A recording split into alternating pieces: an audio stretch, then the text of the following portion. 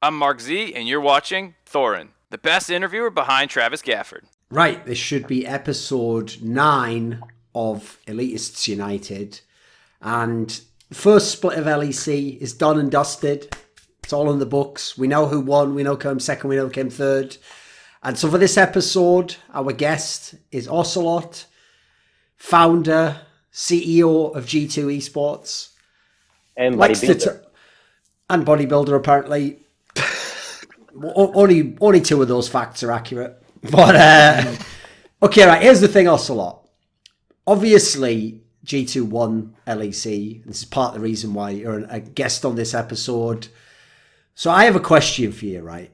Is people actually keep making a distinction recently, I've noticed, for example, when double-lift in LCS trash talks, that they think that to be reasonable, you should only trash talk before the game, you know? Like if you want to hype it or you want to... I mean, I saw you did you quoted a tweet from Laser Chicken from Splice, exactly, who had a similar sentiment, you know, he felt like you shouldn't trash talk after the fact.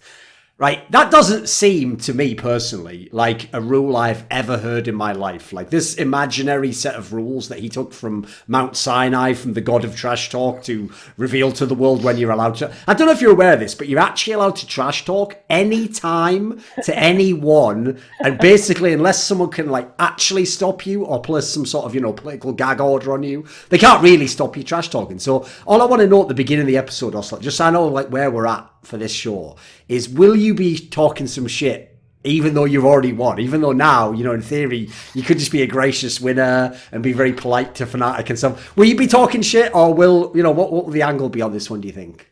Okay, that's a very good first question to angle the conversation. So you know me actually quite well over the years, and I perfected my non-saltiness as time went by, and I'm right now in a point where I simply don't give a shit, you know. I just go on Twitter, I just go on anywhere, any interview, and my intention is to have fun and to make sure that whoever watches has fun, you know. And there's something that I truly believe in, which is that nowadays there is this perception around, you know, in the world, that the world is shit, that everything is bad, that, you know, you can find sad news everywhere. You can literally go anywhere and find sad news. And I just don't want my Twitter feed, or I don't want my interviews, or I don't want our content to evoke those emotions, you know, because there's just too much of that. So yeah, I will be trash talking before and after the games. And I do understand why somebody would say trash talking after the game is negative, but that I would only consider to be, I guess, somewhat BM, you know, if that person only does that, you know, only trash talks after he wins, because that makes you somebody that, what's the word I'm looking for? Very convenient, you know? You only go for convenient trash talk. And or for example, I think I tweeted the other day as well. If somebody tweets something before the game and, you know, like, I don't know, you're going to get wrecked, whatever, you know, whatever kind of easy, soft banter. And the opponents, your rivals, don't answer you anything, right? They're like dead, right? And then they somehow beat you, because it can happen. Welcome to fucking competition. Sure. And then when they beat you, they go on Twitter and they say, meh, responding to your banter, you know? Well, that to me is being a little bitch. And if you ask me,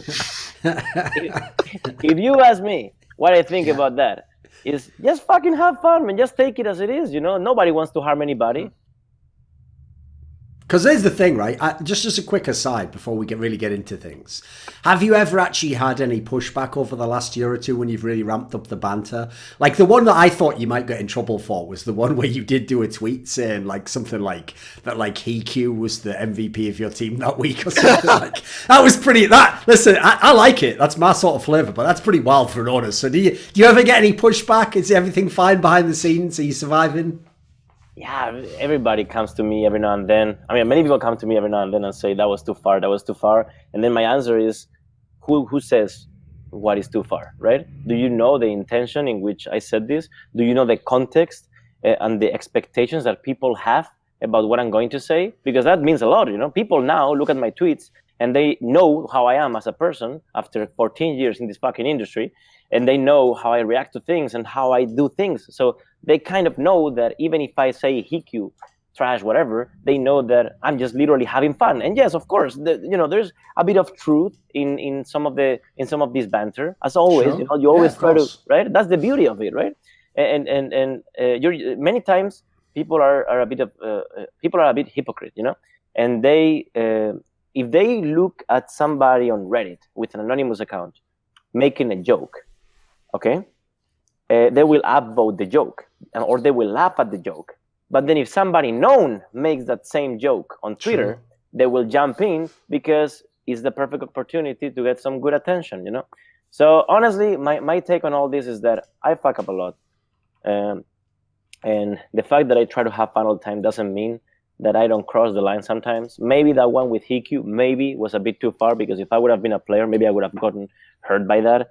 But on the other hand, what about the other 95% of the tweets and things that I do and say that are indeed funny and do not cross any kind of line, and you get crossed for? So honestly, I just don't. I've grown to a point where I no longer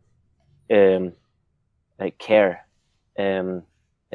as long as my heart was in a good place and I stood true to my principles, Sure. And at the end of the day, what matters to me is just do as I do, not as I say, right?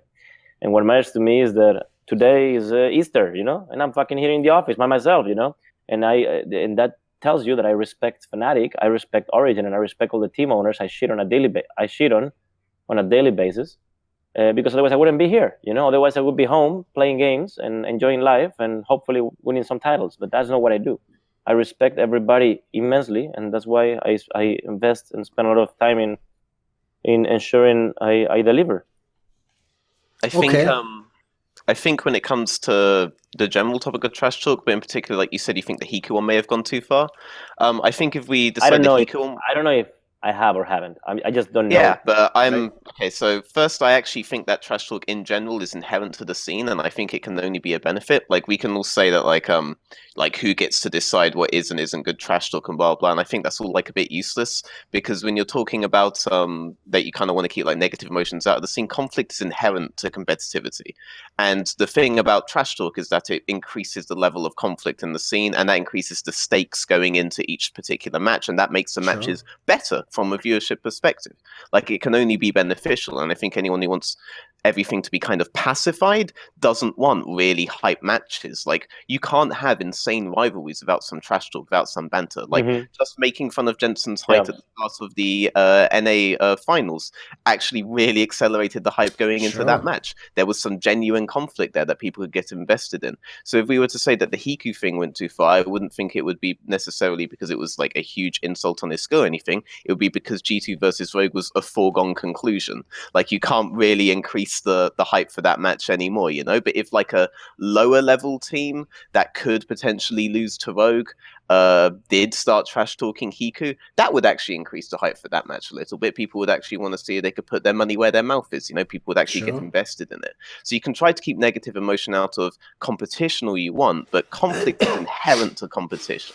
And if you don't believe that, and you believe that competition itself should be pacified, then I think you're really delusional about the best way to build up a fan base, because they've pacified North America. And even though they've been dumping money in it, the LEC actually has higher viewership figures than North America did this year.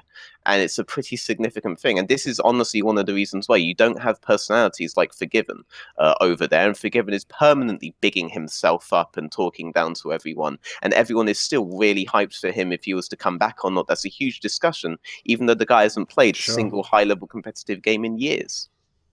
So there is, I think that when it comes down to this thing, so there's a few areas, industries, where trash talk not only doesn't make any sense, but it's counterproductive for the purpose of the existence of that industry, or that specific, right? So for example, I don't know, politics, right? Why would you trash talk in politics? It's not for the purpose of entertaining people. Politics are there for the purpose of leading a country and leading, right, the world. So it doesn't make any sense, right? But here, why do we watch a League of Legends game? Why do you want to turn into and watch a League of Legends game? Because you want to entertain yourself. Why do you watch a stream? Because you want to entertain yourself. Why do you go on Twitter?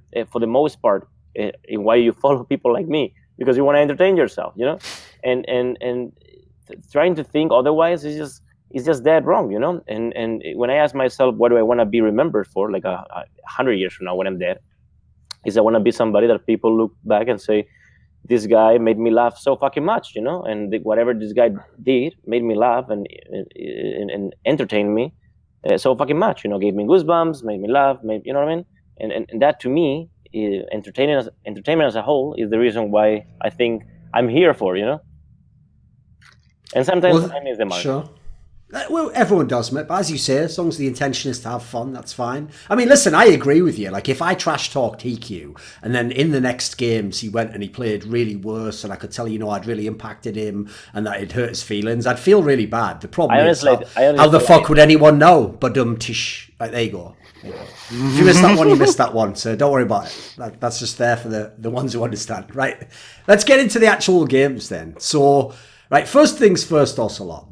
Obviously, G2 never actually got to play against Fnatic because with the format of LEC now, you guys were in what they're calling the Juggernaut match, which is basically the upper bracket section. And since you beat Origin and then you ended up playing Origin in the final again, there was no G2 against Fnatic matchup, which obviously would have been a very, very hyped one.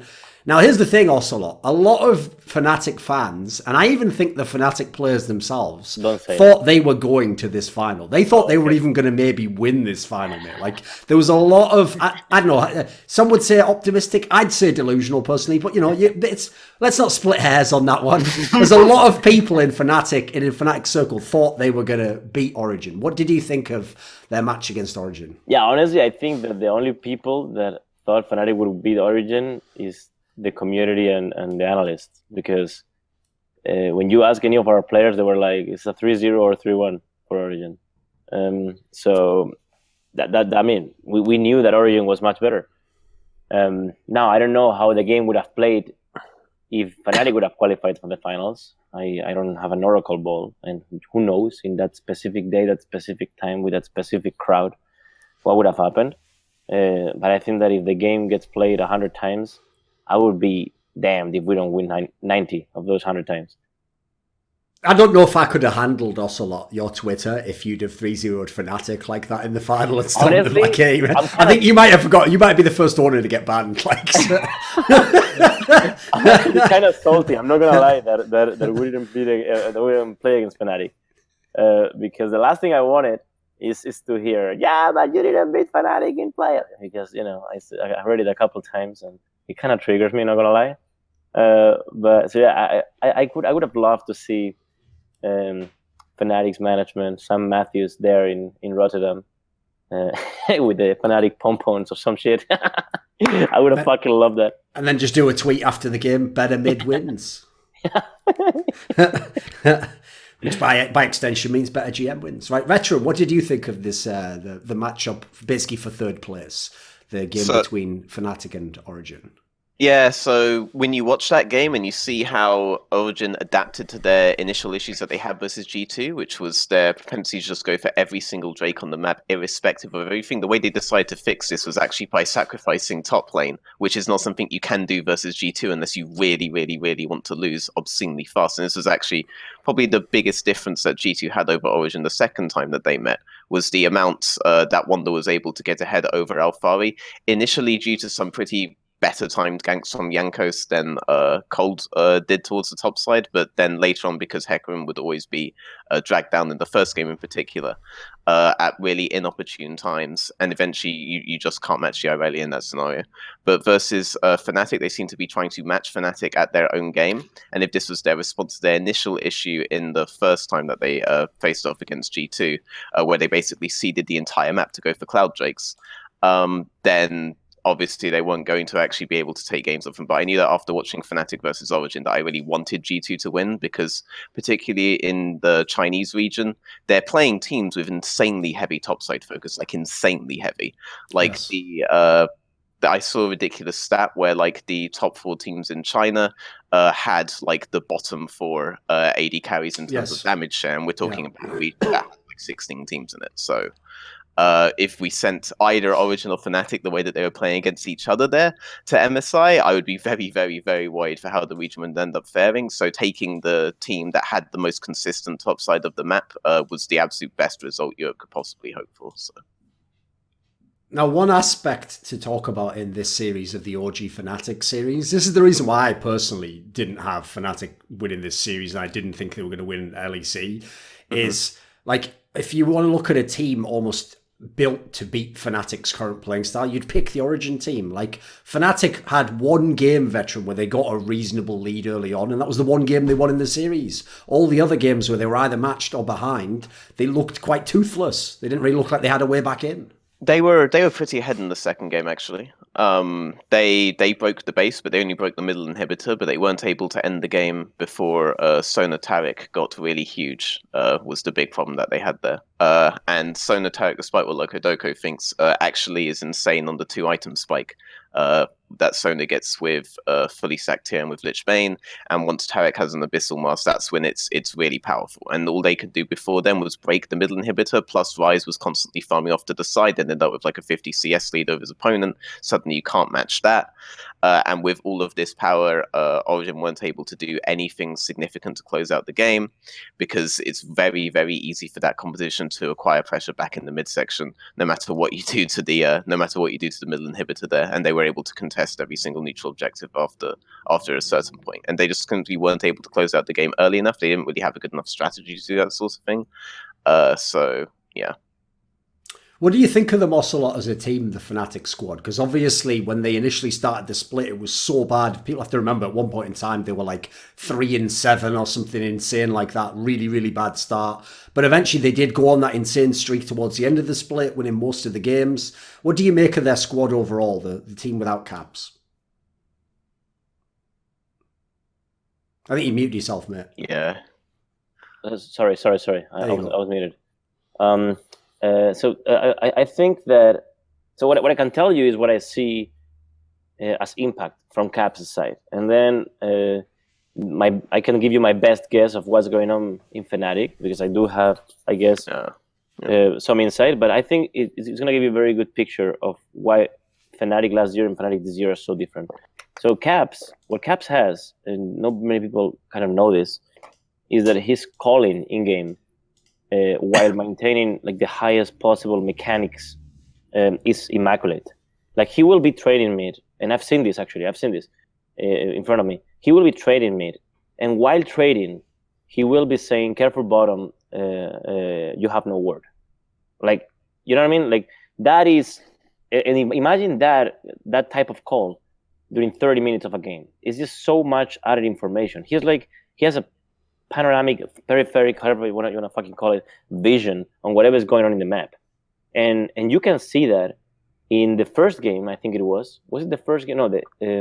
No, games against Origin. I can't remember. We played Kalista bottom. Yeah, it was the games against Origin in semifinals or winners bracket final, whatever it's called.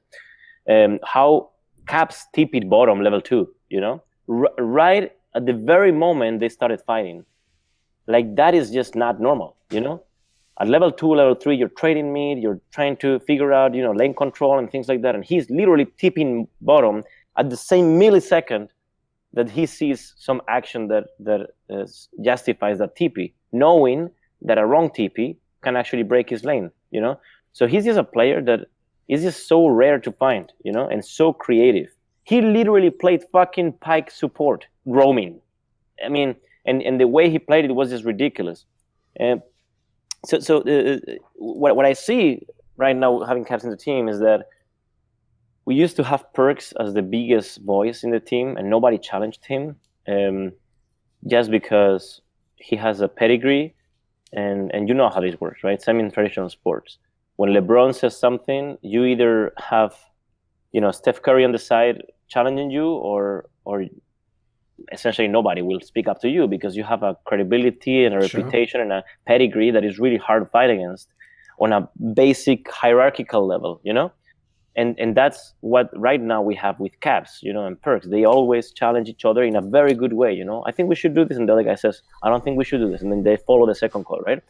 And I think these two things kind of work for us. Now, for Fnatic, they, from seeing what Caps is doing now, and therefore what he was doing in Fnatic, I can see that they lost a big playmaker in early and mid game, mostly, because late game, I guess, it gets more similar in the way you play across different teams, right? But early and mid game, they lost that dynamism that Caps gave him. And when you add on top of that the fact that Reckless, as good as he is, he's very one-dimensional, and that's known by everybody. You know that he will not come with a Nico AP. You know he will not come with a Yasuo peak. You know there is not even the threat of that, right? It is rare to see him on something like Draven even. So you know what to expect from that bot lane. They will pick something that is fine. Even if they have a losing lane, they will be very, very good at not losing too hard. And as a result, you know what to expect from the bot lane. Then 3 items, Power Spike and Reckless is incredibly safe and really good at auto-attacking team fights and so on. He will, that's your win condition, right? But I think the reason why Fnatic came back in the middle of the season and had such a good streak is because, just as Reckless is, there's a very emotional team based on momentum. And then secondly, Wipo to a degree, but especially Broxa, played out of his mind. And I think Broxa is just fucking good. I think Broxa is really, really, really good. And when you get the jungler going for weeks and weeks, then he can literally solo carry the games like he's done. Okay. So I actually think that so the big thing that you say that has like a lot of merit is the Caps communication thing, because that's a huge black hole that Fnatic ended up with when they took Nemesis on. On Nemesis' previous team, Mad Lions, he was playing with Selfmade, and Selfmade was leading the communication. Like, there was absolutely no pressure on Nemesis to do that sort of thing. Caps goes above and beyond in this regard, but Nemesis was like skewed all the way the other way. And the way that Fnatic operated their jungle was very much based upon what each of the laners were saying towards Boxer. Boxer wasn't coming in with like a straight up game plan like you see junglers like Memento, like Maxlaw, all these guys doing, and leading the game in that regard. It was very much a laner centric thing. So initially, when Caps wasn't so communicative in his first split, you saw Boxer was incredibly side lane focused. Like, it was either all about Snazore or it was all about Reckless. Caps was somewhat ignored, and this was actually a bit of an issue. Caps wasn't even able to side lane properly until Youngbuck came in and showed them how to do it. But as that evolved, Boxer became kind of like a more complete jungler, but that's largely because Caps was able to communicate more and more until he's gotten to the point where he is now. When you strip that kind of element away from a team, that is huge, particularly in your early game strategy. That is absolutely huge, and that was the big challenge that Fnatic kind of had to go around this split, and that's why it took them so long to ramp up. They had to work out an entirely new system by which to play early game, and it ended up being like a very rigidly structured system. It had some fidelity, but you were able to figure it out by the end. Though they were able to make adaptations in the second half of the split, and they were able to look like a different team week for week. That did seem to stagnate before playoffs hit, and the Fnatic that we saw at playoffs is pretty similar to the Fnatic that we saw in the second half of the split. And this whole like adaptation that they were doing didn't really carry on through. But yeah, so I would agree that like the Caps communication thing is an absolutely huge aspect of it. I think that you wouldn't necessarily see the same issue of G2 if you were to remove Caps, because of how much, at least from my experience, Jankos is able to communicate in game, and I don't think you would destroy like a huge aspect of G2's ability to play out the early to mid game if you were to remove Caps from that team and replace him with a completely different rookie mid laner who would have to learn communication systems. Sure. I know that if you, I forget when this game was, but towards the end of the split, Fnatic actually released like a game that had the comms on the game. I don't know if it was a scrim, I forget the circumstances, but they actually released a game where you could listen to how they commed in the match, basically. I remember when I listened to that like most of the good calls, or most of the like ones of like when to go in on it, were just all from Hylissang, basically. So if you take into account, that's where some of the shot calling is coming from in Fnatic. And like as ocelote said, you expect Reckless to be one of the win conditions of the team. He was one of the players who he was the person that most people would have put forward as Fnatic's MVP candidate, for the split. Mm-hmm. What did you think of this bot lane in this series, Veteran? I thought it was a bit underwhelming, actually. I mean, as you said, they lost both sides of Sonatarik. And then, the Fnatic bot lane, what do you think? Well, I wouldn't necessarily say that they lost when they played lost both games, Twitch and the Interzone. I mean, yeah, they lost the games, but like I wouldn't say that they lost that, but they quite clearly didn't understand the huge weaknesses that Sonatarik present early on, because there are much better, much more punishing lane setups and indeed game setups that you can do versus Sonatarik than what they did. You're right that most of the strength of Hylissang has always been into communication. He was a big prospect that a lot of people were trying to grab because of that when he was initially a free agent from Unicorns of Love. Like Vizicsacsi, Hylissang were the two that people were going for. Anyone that went for Vizicsacsi on the public perception that he was like the big shot caller was kind of doing it on a bit of a meme basis, because Hylissang was always kind of like some people would used to call him like Budget Miffy, because that was a similar function Sure. that he performed on Unicorns. He on Fnatic, he's kind of never been like the straight up ridiculous support player that you would kind of expect him to be coming out of Unicorns of Love. Like, there was a long period where Fnatic basically had to pick Braum, or they weren't able to actually achieve any sort of victories. But I do still think that the bot lane that they have is one of the best in the West.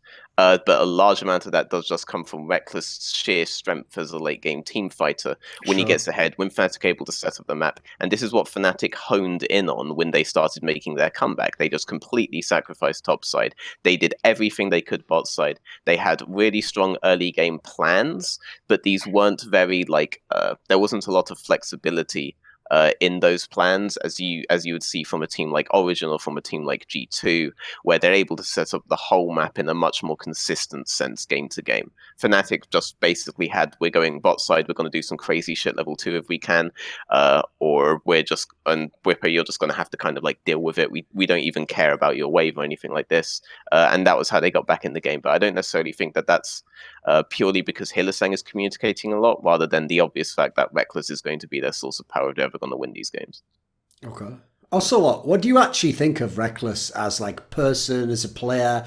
Because on the one hand, like, as you said, you're a very emotional individual. That's kind of like it's weird to me because I've never actually seen someone in League of Legends, at least, that was as good as he is, who seems to not really have, like, he doesn't seem like he has a killer instinct to me. Like, he doesn't seem like he believes he's the best all the time and super. He doesn't have that sort of a mentality. Even though I would say his skill set, he could absolutely be that sort of player if he had that mindset. So, what do you make of him as a rival owner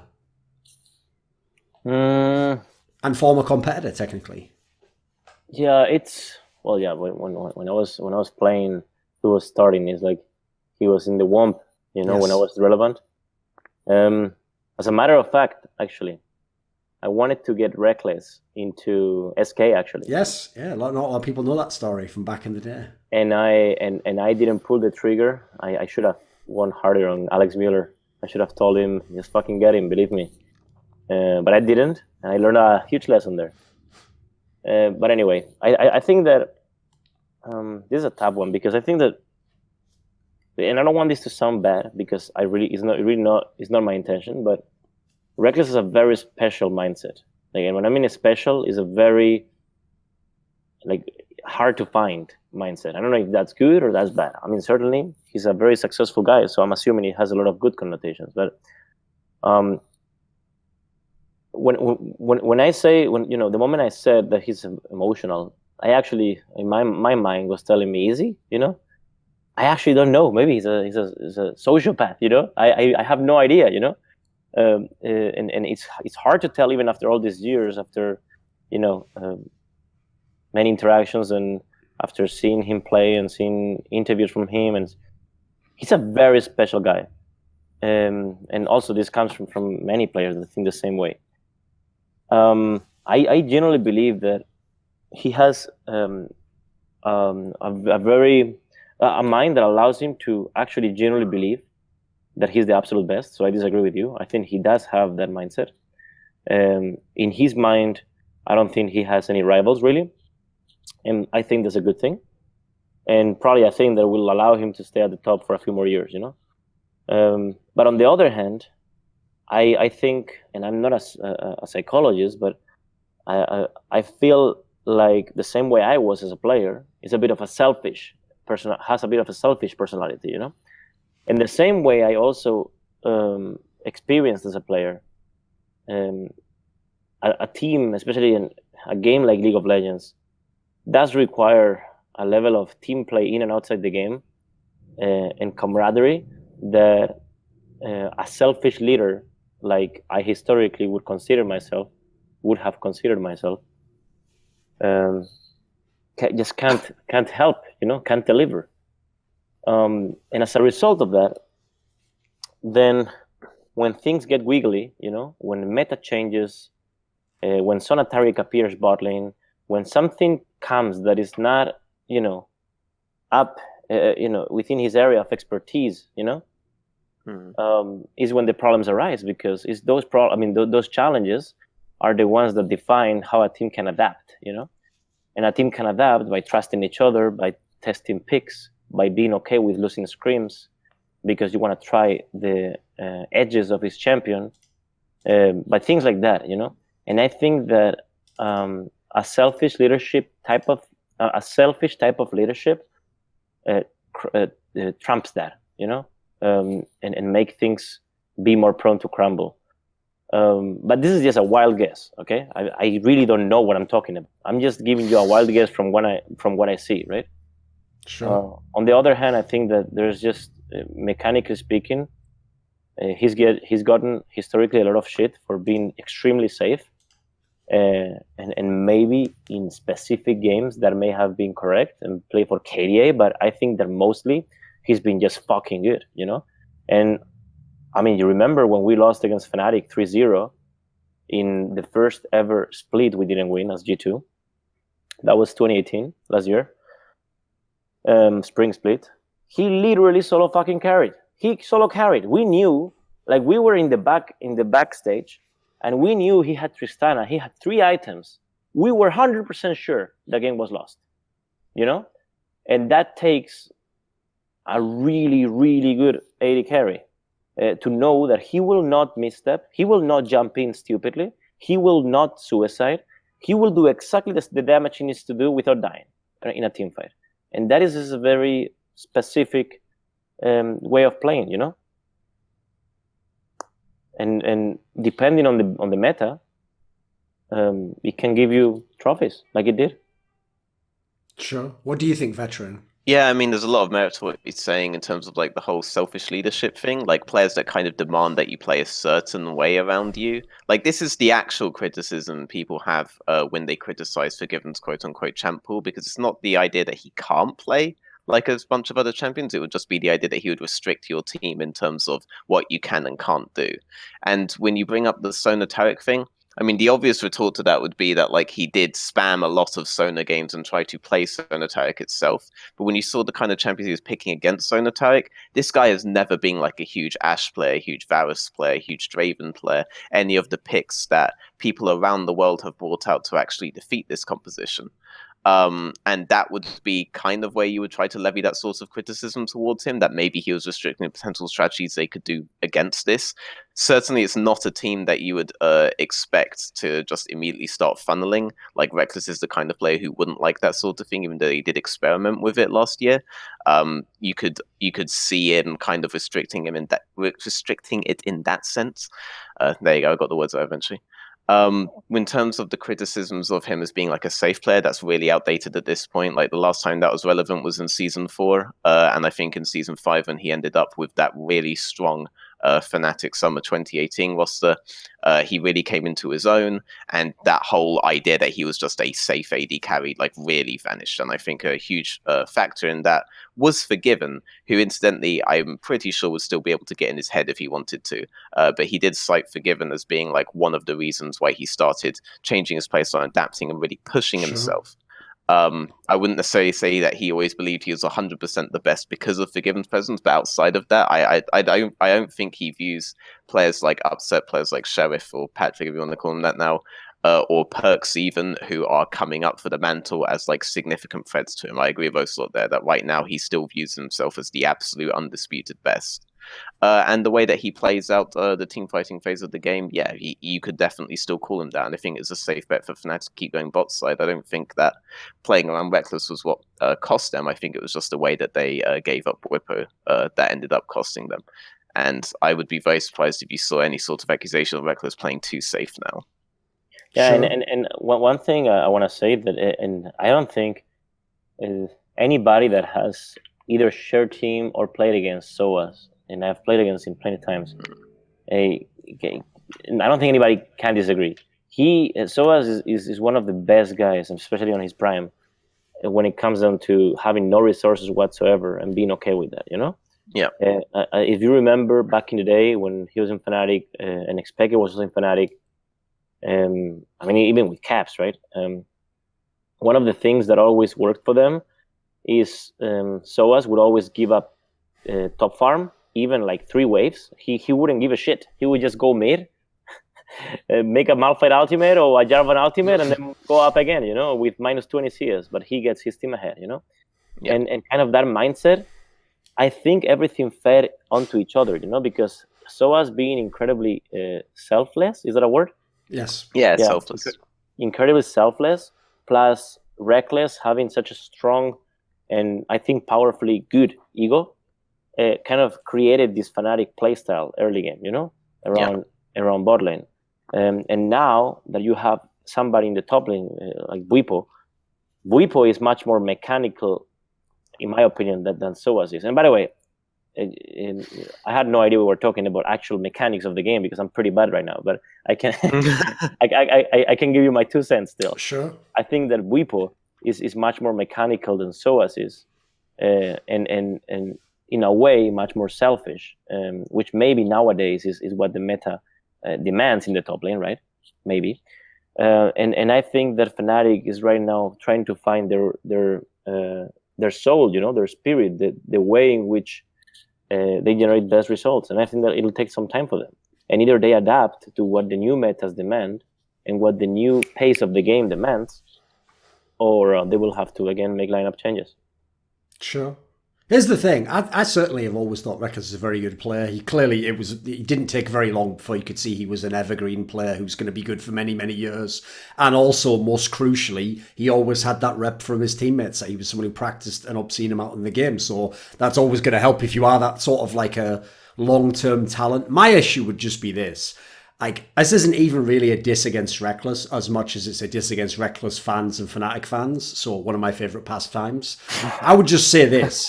The same sort of person who likes to talk shit on Forgiven, Froggen, players I like, basically, and uses the angle of, well, the player I prefer instead wins more championships. Go and look at the time periods where Reckless is the best player on his team. And I think the only championship he has is the one that ocelote just referenced earlier, the spring one last year. All the other time periods where Reckless is the best player on Fnatic, you get results like this. Like, they're a good team, they're in the top 4, maybe they could win, but they don't. He gets the MVP, but they don't win. The times when he has all the godlike players, Huni, fucking Expecki in his prime, Soaz in his prime, then all the Caps in his prime, then you start stacking championships. So all I would say is this. I think Reckless is an overrated player in as much as, like, to me, he's not a franchise player. I wouldn't ever build my whole franchise around Reckless. But I tell you what, if I already have super sick mid laner, or if I already had the best top laner, I might get Reckless after that. I might say I'd actually put him as a very high priority player after that. So that's just my whole issue. That's more a diss on idiot fans who I think just had bad logic in the past anyway. But I'm going to be fair. I won't hold it against him in the same way as I don't hold it against Forgiven. All I'll say is this. Go and look at some of the lineups Forgiven had in his career. This Fnatic now, on paper, is better than any lineup Forgiven basically ever had, with the exception of maybe the Season 6 Spring team, which even then didn't really have a great shot-calling element. So I'll just say that. All the fans who hated on those players, I hope you enjoy finishing third now, because this is actually what your favourite players do when their teams are built around them. My favourite players, you know what? Some of them don't win. Tell you what, though, they look fucking sick when they do it, though, don't they? Exactly. And I'll just finally add in to what ocelote said there. I actually agree. Oh, no.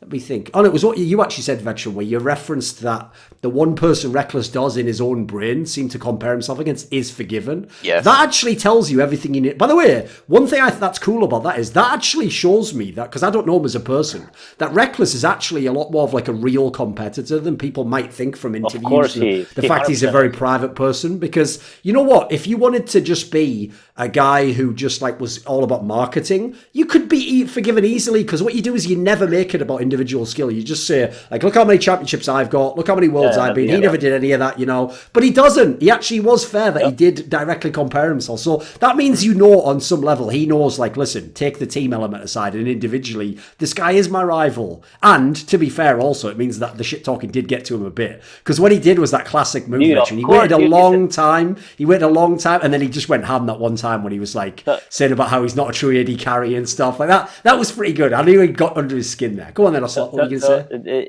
say? I actually love this part you just mentioned, because you know the people behind the industry, and now you've been. How long have you been in this industry for? A long time, mate.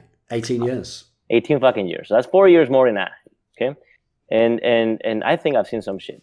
And I think, I know that Fnatic, as they are, maybe not their old Counter-Strike team with Flash and these guys and JW, because they don't give a shit, and I love that, by the way. I love that kind of branding. But Fnatic as a whole, and their culture and all that shit, is very, very, very salty, you know? Incredibly salty. Like, incredibly, deeply salty, you know? So every time something like this happens, some trash talk here, trash talk there, and you see their true self, you know? They're not bad people, but they're salty, you know? They are salty people dressed as angels, you know? And that's why all these 12-year-olds are big fans of them. And but the problem is when they become 16 and they read a couple books and they read a couple books, you know, and they get a view on what real life looks like. They start thinking, hang on a second, these guys are actually pretty salty, you know. These guys go for the easy, humble answer, the easy, you know what I mean? And as a result of that, then you get the average age. And I'm going off right now. So and as a result of that, and you have the average age of 14-year-olds versus ours must be 19. There has to be a reason. See, you two were just shitting on kids for the last 10 minutes, but no one can deny that the show was immediately more entertaining for it. So, you know, like, that's what everyone's here for. Exactly.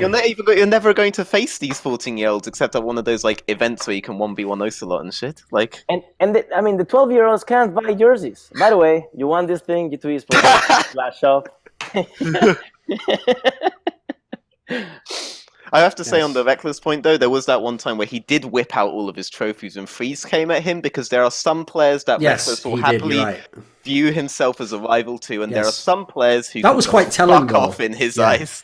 No, you're right. Freeze was clearly in the latter. Yes, exactly. You tell that's what was telling, because in that case, what he was saying by doing that was like, listen, this isn't even a discussion. Like, just look at my championships and fuck off, basically. So like, that's why it was different, exactly. And by the way, ocelote was only talking about the jersey you can get there. If you want that trophy behind him, then you should probably either try and acquire or keep hold of a player called checks notes Caps. Caps. If you can get that player, the trophy has been following that guy for the last 3 seasons splits. That's all I'm going to say. You know, the last 3 splits. So.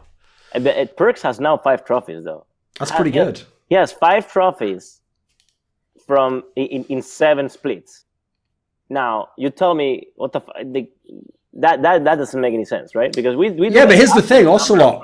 Have you ever heard of this concept in American sports? Right, sometimes if you fire the coach, it's actually happened in the past that like a player took over at one point in time in the past. It's called a player coach. Happens in football as well. I remember actually like my local team Middlesbrough about 20 years ago had this where Brian Robson was like the player coach just before he transitioned to being the coach and stopped being a player. He was at the end of his career, you know.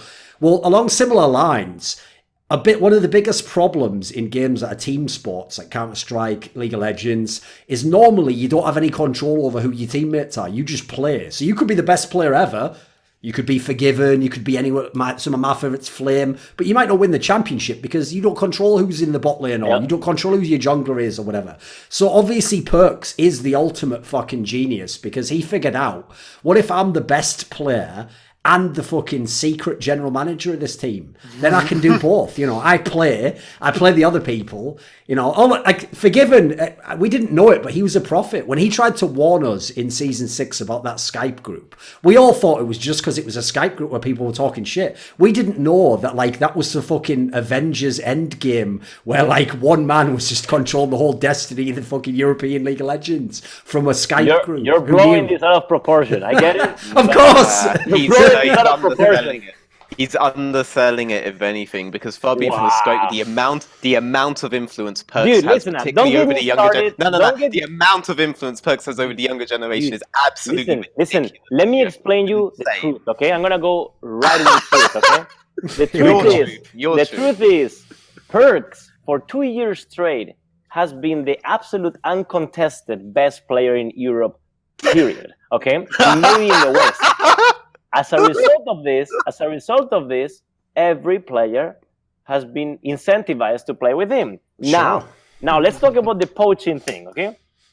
For 2 years straight, we had the best team in Europe, and maybe at times for some people the West, okay?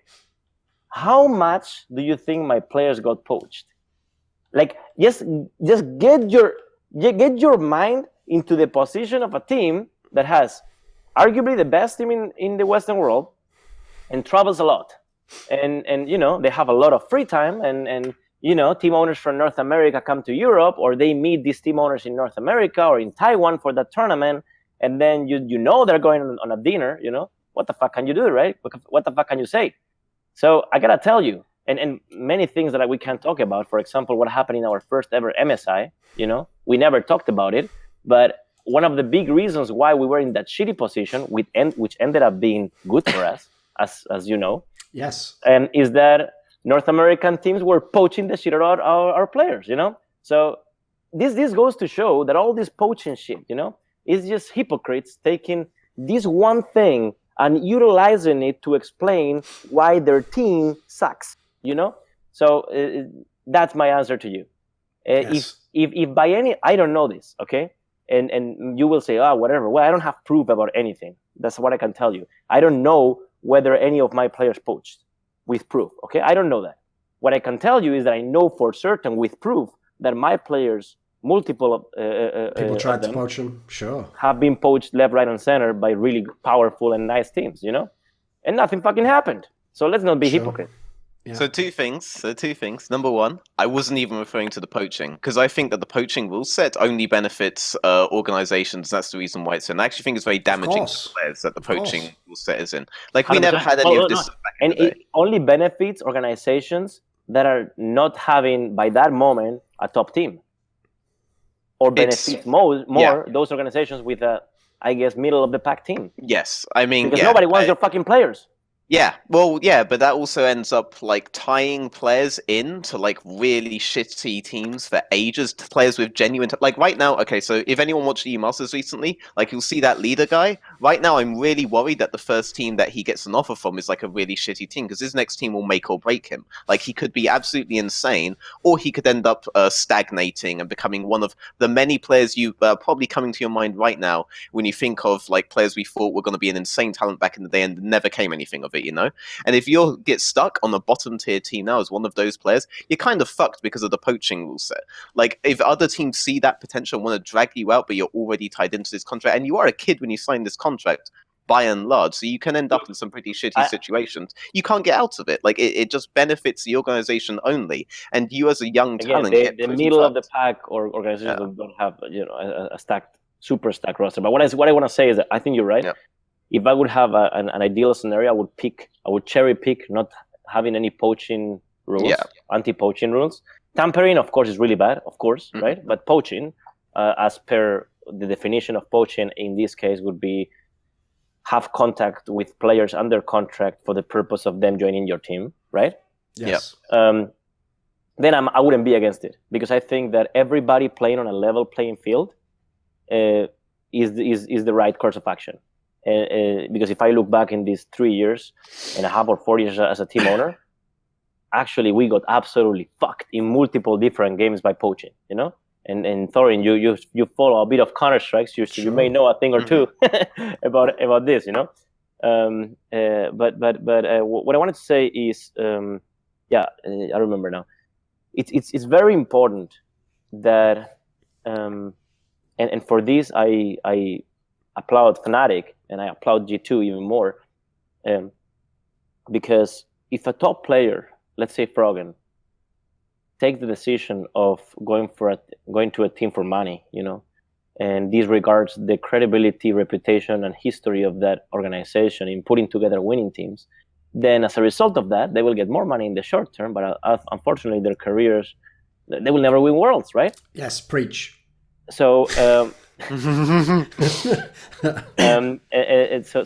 I think that I agree with you on the point that some organizations take advantage of these young guys, but that's why LEC exists now, and that's why we place rules to ensure that this specific scenario that you just mentioned never happens to that degree, right? Because all of us are disincentivized to see that, right? Yep. And but on the other hand, is the player's choice as well. I'm pretty sure, and I promise you, I put my hand on fire. When I'm gonna just use the example of Froggen, and he's a guy I love so very much, but I can promise you, the moment he signed that contract with who was he? Was he Golden Guardians? It's Golden Guardians Fox. now, but it used to be Echo Fox Fox back in the day. Yes. When he signed that contract with Echo Fox, and he saw Rick Fox fucking doing, Yeah. 3-pointers and fucking bringing parties and the insane salary and all this LA life. And that moment when he saw the contract in front of him, I put my hand on fire. He was happier than anybody else in the world, Mm-hmm. So now I side with Echo Fox and say, well, what the fuck? I mean, you were very happy when you signed the contract, right? You knew the lineup you were gonna get. What the fuck is going on? Now what do you want from us now, right? We can't make magic. We can't just have 5 Froggens. It's unbearable economically, right? So I see both sides of the spectrum. I do kind of disagree with the use of the word fair, because I think that if you were to remove poaching, it would be inherently unfair, but it would be inherently unfair to the organizations. Like, how the fuck are any of the organizations supposed to compete with you if we remove poaching when you have players who are gigantic influencers and reams of money coming in? You don't even need the reams of money coming in if you already have the players that are insane influencers, because you're not the richest, you're not paying out like the largest salaries in the LCS, but you have some of the most influential players. There's no way to compete with that if you're a low tier org. I don't care about that though, because I don't really give a flying fuck if the lower tier orgs stay lower tier orgs. I care about the kids who are giving up school to pursue this career and are getting fucked by the way the system currently is because Riot want to sell slots at higher prices. I care about that. What are you defending? That there should be anti-poaching rules, or there shouldn't be anti-poaching rules? There shouldn't be poaching rules, but if you remove the poaching rules... There shouldn't be anti-poaching rules, you mean? Yeah. He basically agrees with you. He just doesn't think it's fair. It's just that he doesn't care that it's unfair. I hate the idea that Riot is saying that organizations cannot talk to players that are under contract, and that any player that talks to another player under contract about this. I hate that idea, but you characterized it as being that if you were to remove the poaching rule set as it currently exists, that would make things fair, because like in CS:GO you get fucked sometimes by poaching all the time. In League you are going to have significant advantages over everybody, and what you would end up seeing in any league where the poaching rule set didn't exist would be in a very top heavy league. But guess what? The best leagues in the world at the best times that they have been the best have always been top heavy. SKT was insane when they were destroying Korea. That was when they were in... I think this is a very, very complex topic, It's really complex topic, because that's why we have like 2 hours. The reason why it becomes a more top heavy league, and I think I would agree with that assumption, that if you remove the anti-poaching rules, it will become more top heavy, is because what is happening then is that you're taking away the socialism aspects of competition, which means that those that are less ambitious don't have security. Have more security around them with these anti-poaching rules. Then you know what I mean. And then what happens is that when you don't have those rules, the gap widens. And I don't know if I disagree with that. That's a completely different question. It's a completely different question. But you get where I'm coming from. I wouldn't frame it in terms of ambition. Like Rogue could have insane ambition, for example, but they don't have the money that you have. They're not going to be able to fucking compete with you. Also, if they make the wrong decision while having that ambition, they'll get heavily punished for it, So it's even deeper than that, because it's even deeper than that. Because let's go. We have multiple levels. Let's go down them all. So then you're actually saying that there is some invisible inherent advantage that I have as G2 that Rogue doesn't have. Perks is not invisible. Your bank is not invisible. That's not invisible advantages that you have. What you read online about fundraising and things of that nature, which has happened just very, very recently. Before that moment, we actually raised less than most teams that come to your mind. Maybe, perhaps, and I would actually be very inclined to believe that, less than Rogue. So well, here's the thing. Rogue, I see what happened. Veteran. Here's the thing that's happening here is ocelote. is correct that as an actual esports org, Yeah. Rogue has a lot of money. Like that, for example, I know, for example, that their CS:GO team wasn't a very good team, but they got paid a lot of money, like a lot more than some very top teams. So in that context, he means like, why does he have an advantage over a team that also can get the money? But Veteran's point here basically is your advantage is influence. Like you are G2, so you've won past championships. There's a reason for someone want to join there. You have perks and other top players. Yeah. People want to play with the top. Like that's what your edge would be. I get it, okay? I get it. But I don't buy into these inherent disadvantages because I think that coming anew has a lot of strengths and a lot of weaknesses, and being up there for a long time has a lot of strengths and a lot of weaknesses. For example, expectations from players in regards to pay, right? Of course. So there's a lot of things that play into whether it's a good thing or a bad thing to be up there. In many instances, I could tell you, I would actually love to be in Rogue's position. Like genuinely, in Rogue's position from a perception standpoint and from because many times that just helps the business more than the position we currently are at. So I actually disagree with you. There's a lot of pros and cons that are not being seen at the moment. And another point I wanted to make is that we have been in League of Legends for 4 years. Actually, 5 years and a half, if you count those times that I failed to qualify myself as a player, right? With gamers too. Don't ever fucking say that.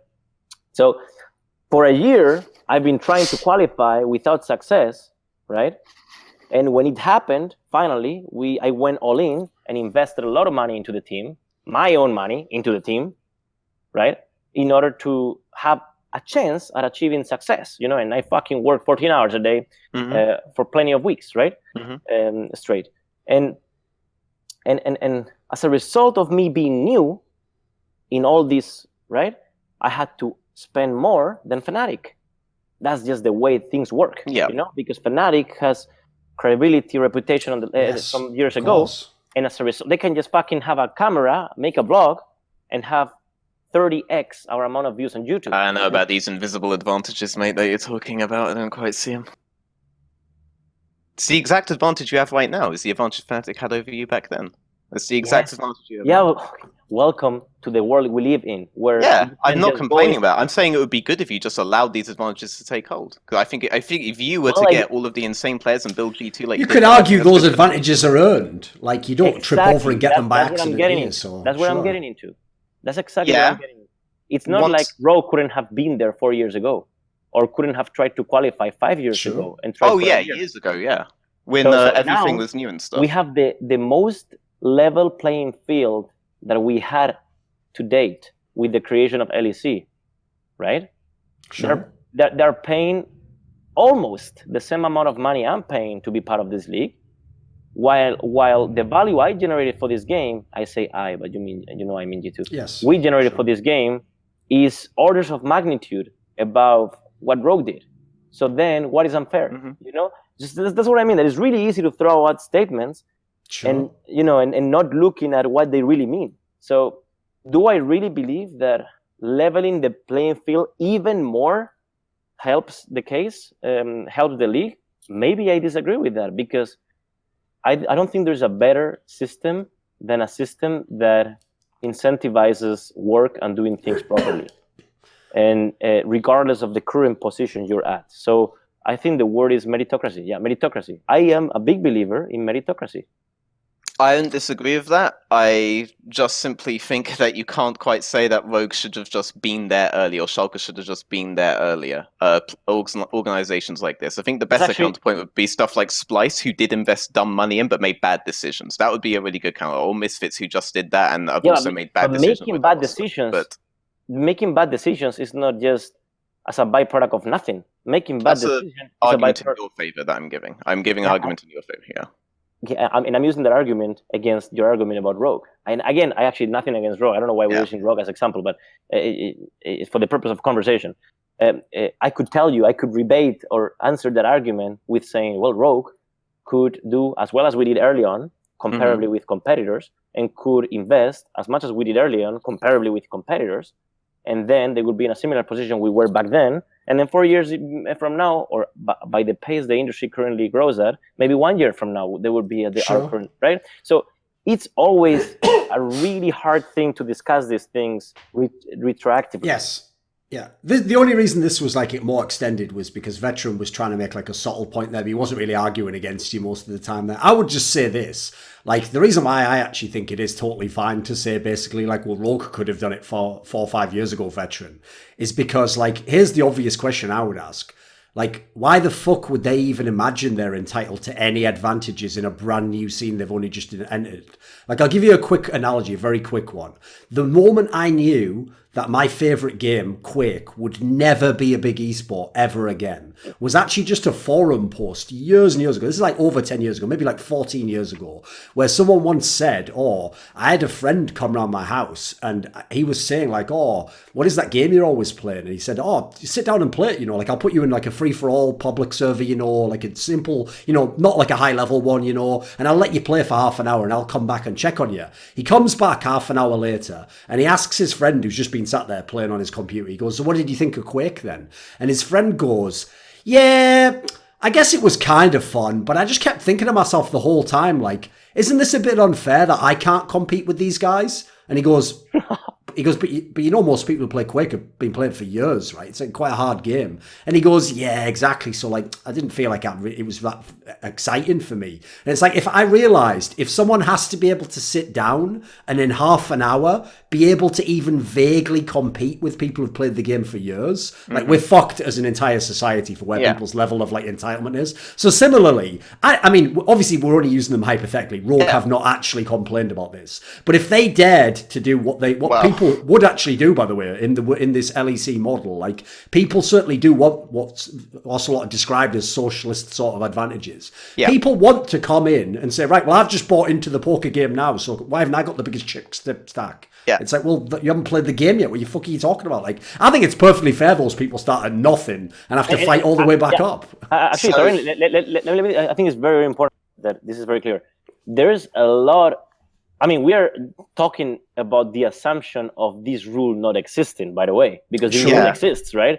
And what I want to say is that there's a lot of rules. Like most of the rules you currently see in the LEC rulebook and the LEC, you know, our agreements and so on, are actually very pro bottom of the table, incredibly pro bottom of the table. And you know what? I'm okay with that because the league is also made by those at the bottom, right? I'm okay with that. So I think the same way as always, socialism versus capitalism is where do you draw the line, right? That's, I think, where we may actually disagree, and it's a fair disagreement. Okay, so you say that like people aren't complaining, or that lower tier orgs aren't complaining, Thorin, about like at least not publicly. I mean, we're literally talking about a rule that exists because these orgs complain that it is inherently unfair. And I think that guy who played Quake is not wrong when he says it was unfair. I just don't give a shit. I want to remove all of this because we are in a competitive scene and I care about what will make you up the most competitive. I think if we removed all this shit, allowed people like ocelote to run completely and utterly amok, make ridiculous super teams every single year of all the advantages they have and leave organizations like Rogue in the dust, power to them because we're going to become the best region if we do that. And that, I'm not saying that's a really good way to like run a system of government or something like this. We're not fucking talking about that. If anyone wants to come at me for that, we're talking about a scene that should be inherently built on competition everywhere. And if you were to actually do this, remove this shit poaching rule, remove even not remove relegation, put relegation back in, all of this stuff that only exists to protect low-tier organizations from their bad decisions, you will have a more competitive region. Do you really think franchising made North America stronger? I know you're going to be like that, but like, you remove this inherent risk. You have stuff like in North America where they had really strong talents like Wiggly or someone that was coming up from the rookie scene. Optic booted them, immediately replaced them with Meteos and Dada because those are significant branded players. They don't have to make worlds to get value out of them. Stuff like this. Like, I say remove all of this shit that protects all of the lower tier teams and just allow people like those sorts to run amok. The reason this is very off to me, and I think, by the way, I think that your train of thought is correct. I think that you ignore, but I think that you ignore some steps along the way, which is number one, why do you watch the game? Because you want to be entertained, right? And the fact that you want to be entertained means that the competition as a whole, not only the competition itself in the game, but also what happens outside the game has to be entertaining, right? Yeah. And when you have a system that relegates the bottom teams, in this case, Rogue, Excel would have gotten relegated potentially, right? Yeah, thank God. then what happens as a result is that you may have gotten rid of people of a team that actually was pretty fucking good at creating content and actually was pretty fucking good at building a fan base, but what happens if you have relegation is that none of these teams are thinking about creating content or, and making things fun, but are thinking about how the fuck do we not get relegated, and then you spend all your money on having a team that doesn't get relegated. And that's just not how you build an entertainment property. I agree with you. No, I 100% agree with what you're saying there. I just don't give a flying fuck about content because I watch it so that Europe can be the best region on the planet.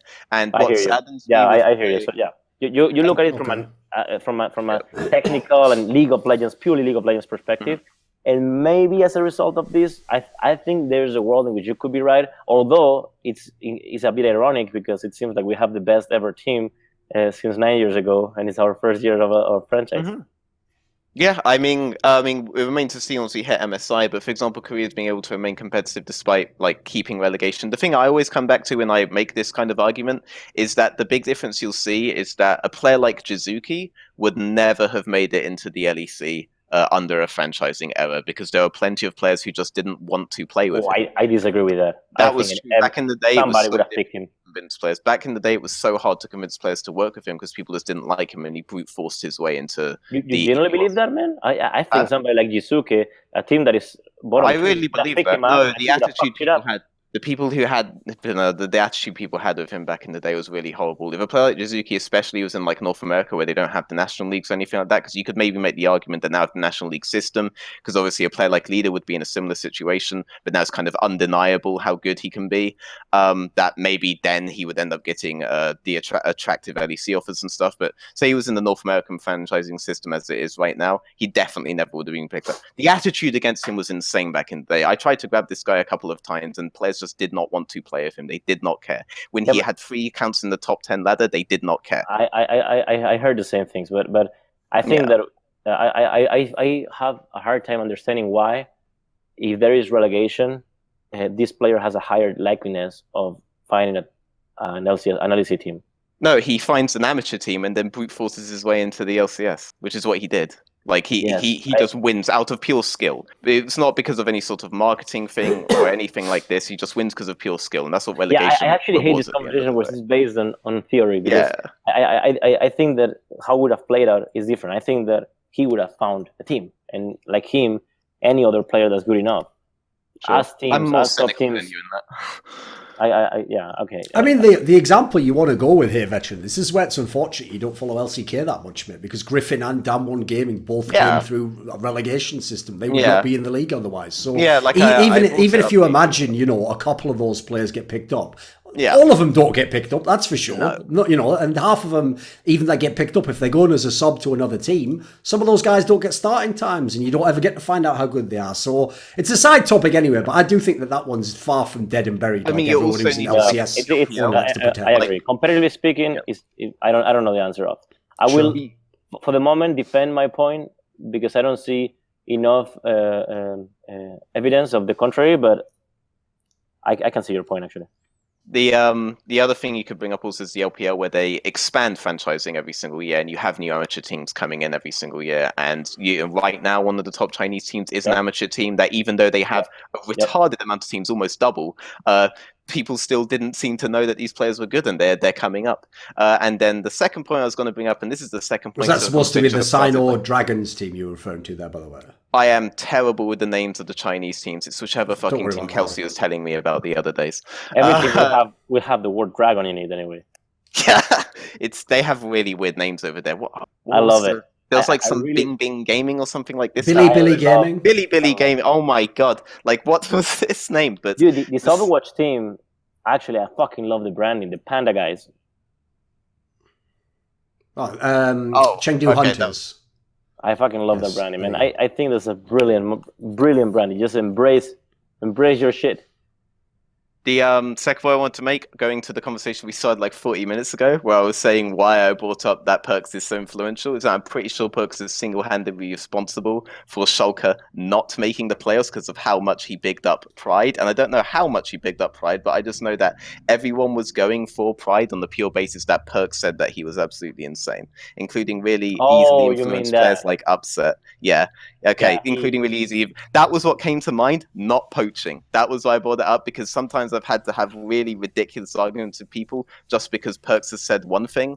And I remember one of my players who really wanted me to pick up Pride wanted to convince me that he was not a one-trick anymore. And he tried to convince me by giving me his OPGG. I had to go back 13 days before I found a win that wasn't on Xin Zhao, and it was on... I know exactly. I'm not joking. And it was... I know exactly when you're talking about... When you're talking right now. Because it was on Rengar. I have a similar experience. On Rengar. I have a similar experience. Oh, that's funny. Thank you for verifying that, by the way, because people don't believe that still. It's like, no, you have no idea. This guy has so much influence, and I fucking hate it sometimes. It's the bane of my existence. He's a phenomenal player, and I understand why everyone looks up to him, but it's like, holy shit, man, this guy can just change the scene of a word. He's a fucking winner, dude. Like, yeah. And what he did this year, it takes... Ah, man, I don't know. You see, I said before the two words, little bitch, and now I was about to say that he has balls, but I know that nowadays you can't say this shit. So I apologize for saying that shit. I don't mean anything wrong, okay? But he has incredible balls. I don't know how to say it otherwise. Metaphorically, yes. Metaphorically, right? To show that he can overcome his ego for the purpose of winning with his team, you know? Because undeniably, mid lane is what he's known for. Undeniably, mid lane is where he built his legacy. And undeniably, nowadays, mid lane gets more visibility, I guess, or, you know, you're also, is very poetical, because you're exactly in the center, you know, of the team as well. And, it's, you know, you're seen as the captain and things like that. So just giving up that, but not only giving that, but giving it to your biggest competitor, it just takes... guts, I should have said guts. It takes a lot of guts, you know? Sure. I mean, the two things Perks has that allow him to have this influence is, number one, he has a lot of championships now. Obviously, that goes far, but that doesn't matter if you don't have the second thing he has, which is he's just very confident in everything he says. If you say things assertively and you have any sort of clout behind you, people will follow. And like Perks is the kind of guy who is going to be a pretty good leader when he grows up. Right. And he also has a very similar style than I have nowadays when it comes to leading, and he doesn't think about it. He's just that way. He's just very funny, you know? And I don't think there's better ways to lead than to be funny and making jokes and take jokes and meme yourself and make fun of yourself all the time and create an environment that's nice, you know, that allows people to talk to each other and say, oh, you're an idiot, and you know, and just laugh, you know, and not have any hard feelings about it. Yeah. He's very good at creating that type of relationship and environment. Well, okay, along those lines then, I have a good aspect we could talk about in terms of how G2 is structured, because I noticed that Grabs, in a whole bunch of shows and interviews and comments, he always stresses this angle that, like, actually it's not super serious inside G2. Like, if people remember that classic Fnatic team from Season 5 summer, the one that went 18-0, every single piece of media that came out exactly was the idea that, like, Daylor is like, you know, he's scheduling everything and he's keeping track on even what you're doing outside of the hours. And, you know, everyone's doing, I don't know, fucking yoga and singing Kumbaya and having fucking taking ayahuasca together and merging in the spirit realm or some shit. And going on. And I don't know what they were doing, but, you know, and they were all doing like juice fasts to purge all the Red Bull out of their systems or whatever, you know, whatever the fuck they were doing. We know that they were going super hard. Avocado smoothies coming in. Exactly, yeah. They're all having gluten-free bread in the morning or whatever. I don't know, you know, all that. And there was no toxicity of any context near that building. It was they were wearing hazmat suits in a hermetically sealed environment. You know, anyway, you get the point. Meanwhile, unlike that example of the Fnatic environment, which is the ultimate try-hard kind of environment, in G2, we hear all these stories about, like, the players were even told, like, oh, Ocelot said we're allowed to just have fun, you know, like, oh, we're allowed to just fuck around and try anything we want in scrims. Like, what is the concept here with this environment? Because obviously, you know, you have to have a very specific set of personnel to even try this sort of environment. You know, you wouldn't try this with like inexperienced bad players. You know, how would you explain like what you've tried to create at G2 in this sense for this team? Actually, the way we treat the League of Legends team is the way we treat everything in the company. You know, and if you come here to the office and look at how everybody works, and it's the same story. You know, I always tell them, and this is something I repeat over and over. I will be very angry if I don't see us trying new shit, and I will be very happy if we fail, but the stuff we're doing is different, you know, and unexpected, right? And that's something that I always kind of try to portray in everything we do, right? Now, this leads to these, you know, conversations, not only with the League of Legends team, but with every other team, as well as the staff team and everybody, saying, listen, the number one thing is to have fun. Because if you're feeling miserable, and you're feeling miserable about your teammates, you're feeling miserable about your job, you're feeling miserable about everything, you're just killing the creativity. And every job requires creativity, you know? Because otherwise you become one-dimensional. And if you're one-dimensional, then people expect what you're going to do. And as a result, then you fucking die, because it's adapt or die, right? And so I always repeat these things. Always have fun. Always remember that this is a game after all, and remember that what you're competing for is that moment when you're raising that trophy, and that feeling that gives you, the rush that it gives you to play these high octane games, high pressure games, and you know, potentially making that mistake, potentially getting that kill. And at the end of the day, the worst thing that can happen is that you fail and you lose, you know? Well, what happens? Nothing. There's always tomorrow, you know? Tomorrow, there's another day where you have another tournament. Tomorrow, there's another day when you can show off in social media how good you are. Or tomorrow is another day where you can, edit this one video that is going to be better and different than the one you did yesterday, right? So there is always tomorrow for both good and bad. And that's something that I always remind them. Now, don't make the mistake of thinking that means that everybody can do whatever the fuck they want. No, as a matter of fact, there's three things that I repeat constantly internally, which are, number one, ambition, right? Ambition is the most important thing, in my opinion, in order to succeed in whatever career, right? And succeed as in grow the ladder, right? And learn new things and progress as a human being, and be more and more influential, right? So ambition, have the ambition to go up. And secondly, entertainment, right? Entertainment both internally and externally. So enjoy what you're doing and make people enjoy what you do, right? And then third, empathy, right? Empathy for the people that you're sharing a room with. Know that you waste their time, you're wasting everybody's time. And at the same time, when a fan comes to you and tells you a story, and it takes him or her 1 minute, just fucking hear him or her out, because whatever you say and that minute will mean the world to them, you know? So that's those three things that I keep repeating over and over. And I disagree with you. I think that this works, of course, better when you have better players, because they win more. And in hindsight, you can say, I was a genius for doing that. Sometimes it works less because the guys are just younger and maybe not as good. But you will certainly, on average, have better results if everybody enjoys what they're doing.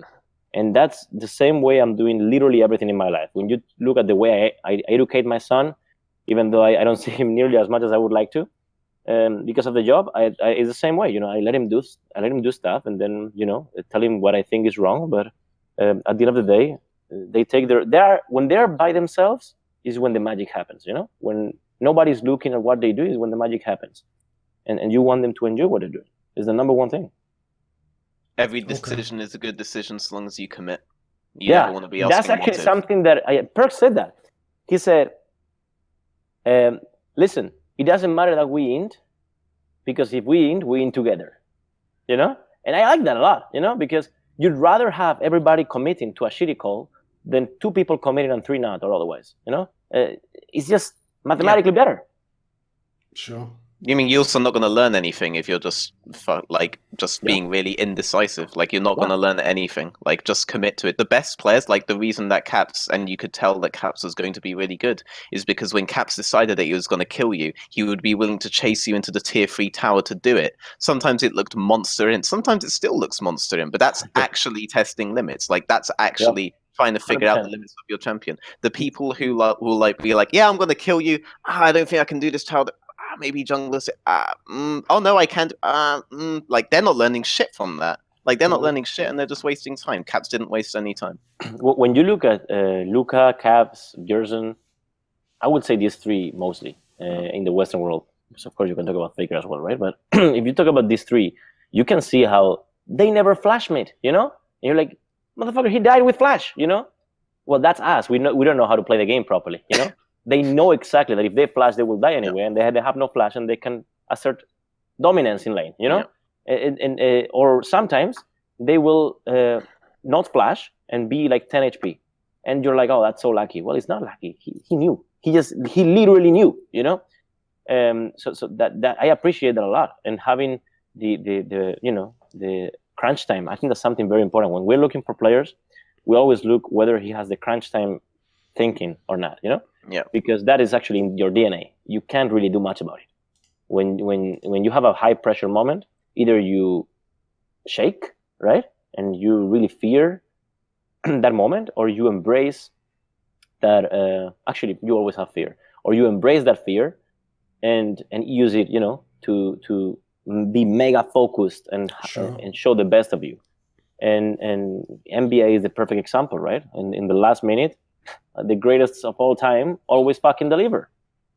And same goes for League of Legends. A playoff game is full of really these mini crunch time moments, you know, and a player that just has the DNA to be able to deliver in those, then you know if he has the mechanics, he's done for success. Yeah, I want to add Forgiven's name to that list because, like, the example people always ask me, like, listen, how is this thing called? Is this a Sack Forgiven's Dick podcast, or how is it called? Because you're in a podcast with Thorin and Veteran, yeah. Obviously. Yeah, what do you like the expect? byline. I knew you guys were fanboys, and I like Forgiven. Don't get me wrong. You know, my wife actually is a big fan of Forgiven. Oh yeah, big there fan you of go. But I didn't expect to This talk is about why he Forgiven didn't mention his name on every fucking question. It didn't make sense to me. Anyway, let's start. Speaking of matches that are made up of a few clutch moments, obviously the final, very few moments, because this final was incredibly quick and very, very dominant. And obviously by the time it got to game 3, it was almost like I would even describe it as like a spectacle at that point in time. Like it was beyond obvious who was going to win. It was just almost like how quickly they won the last game. When does OllieJ play? That was my joke that I made during the third game. I know that. That's why I Not bad. mentioned it. Not bad. Now, what was great about that was, because of the way the playoffs went, where you just saw Origin handle Fnatic completely, it's not like people can just be like, well, Origin was just a shit team. Like, they aren't. They're clearly a very good team, but there was nothing they could do in this final. Veteran, why were Origin so powerless in the final? Oh, God. They are. Well, it comes down to that indecisiveness thing. Like, they didn't understand how to handle Sona Tarek in the first game. They didn't make significant hard plays towards bot side. They tried to kind of save top side after Yanko's first gank really made that lane over, to be honest. Yanko's initial pressure gank that he did on the wave that he did it on was just so critical. He was permanently up minimum 2 waves after that point. There wasn't really much you could do about it. So then they tried to salvage that lane. They didn't do very much bot side, which is just the lane that they absolutely had to abuse. When they went for the first Drake, they were super indecisive about the timing on it.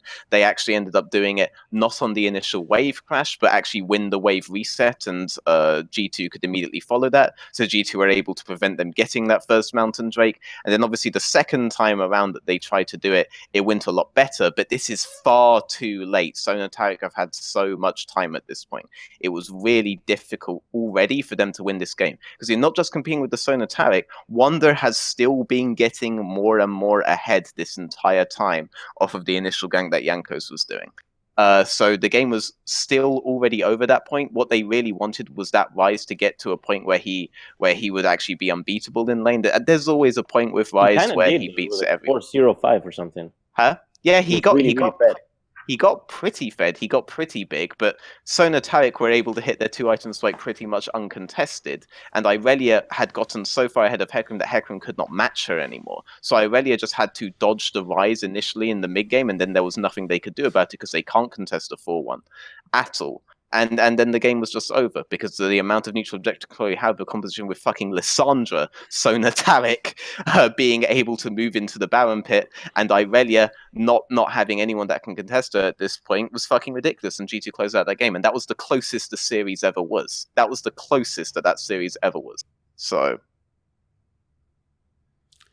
Do you have any stories, Ocelot? Because I noticed on Twitter you essentially knew already what they were going to do with this Game 2 draft, right? With the Pyke roaming and then having like Jankos with Morgana in the bot lane and this totally bizarre aspect as a counter to be able to play against the Solitaric. So what did you...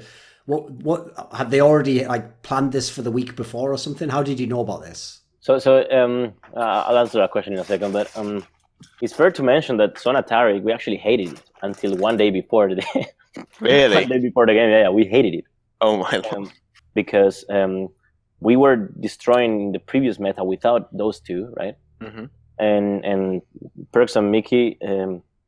Let's just say that it didn't go as well in scrims with Sona Taric. Let's just say that a few too many deaths occurred in the bot lane every game. So there was never like we generally thought that it was going to be bad if we played it. But then we had a couple of good scrims with it. So we felt a bit better about playing it. But the truth is that I think the only reason why the best of 5 looked a bit, actually not the best of 5, but the first game looked a bit close is because I don't think we're that good playing with that, with Sona Taric. As a matter of fact, I think we should have lost that game. But what was and then about the second game, about the final. So the day before playing, Mitch tells me, I asked Mitch, hey, how are you guys feeling in WhatsApp? You know. By the way, Mitch fucking amazing. I love that guy. And he says, yeah, they're feeling good. By the way, tomorrow we're gonna bring the Roquefort cheese in a plate, you know? And I'm like, what the fuck are you talking about? And he says, yeah, so we've been playing this thing. I'm like, no fucking way. You know, I'm like, I was with my wife in the room and I was like, this motherfuckers are gonna play this thing tomorrow. What the fuck do I do? And she was laughing, you know? And so after thinking a bit, took some time, I told Mitch, you know what? Just fucking go for it, you know? Just have fun. It's a best of 5. You can fuck around. You can test stuff even if you feel like it makes sense. And on the other hand, I knew that from spending time with Mitty a lot, that Mitty, and by the way, if you want a team that is a top team with a not necessarily top lineup, just pick Mitty because that guy's a fucking beast. But he has one thing doesn't go too well for him. That is when he has to react to shit that he's not mentally prepared for, you know? Okay. He's very, very good at being proactive and coming up with ideas himself. We rotate top, whatever, you know, things that you have seen before in scrims, or even things that you just expect, you know? But even though they did know that we were playing final in the middle of the pick and ban phase, their minds were not ready for it, you know? Because you could hear it in their reactions, how Andre is like, yo, wait, guys. They're actually, I think Morgana is going bottom. I think it's final, you know? He says that.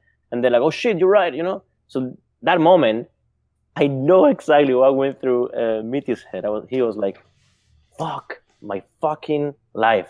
Can I just play a normal game? You know? Like, can I just play a good old normal game with a support and an 80 carry? You know, first we play with Sona Taric, against Sona Taric. Now we play with Sona Taric, and they instead of playing against something normal, we're playing this fucking funnel. I'm playing literally against a Morgana bot lane. And then on the third game, he's playing fucking Nico AP. Like, you know how tilted he must have been during that series. And so I think that part of the reason why we went for that in game 2, even though it was risky, of course we know how to play it, and we know that worst case scenario will have really strong mid game. But they knew that if that game is won, that's it, mental boom. And that's what happened in game 3. Then fucking fastest game of the century.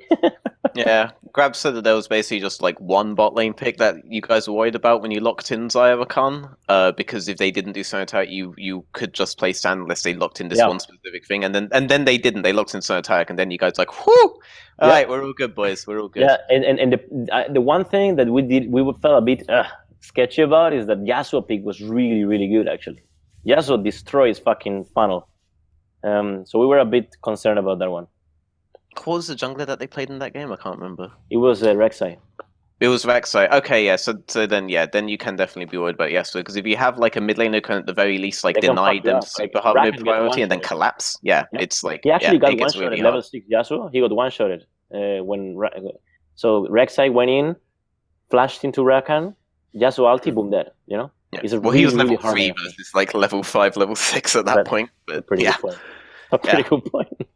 But the Pike Morg thing, I just tried to look it up, and I can't actually see if that was played last year, but I do remember in scrims, Pike Morgana was actually coming out a lot when people were testing out Funnel. Like, teams like Fnatic, who weren't as spammy about Funnel as G2 was early on, were still pulling these kinds of things out. We pulled it out in scrims a couple of times, so this Pike Morgana thing is something that's been on the cards for a while. What it does against specifically the Sonatarek lane that is really good is that with Zyra Khan, obviously you're looking to collapse either side lane. I think the big factor that ended up winning you guys the game was how much the Rise steamrolled ahead.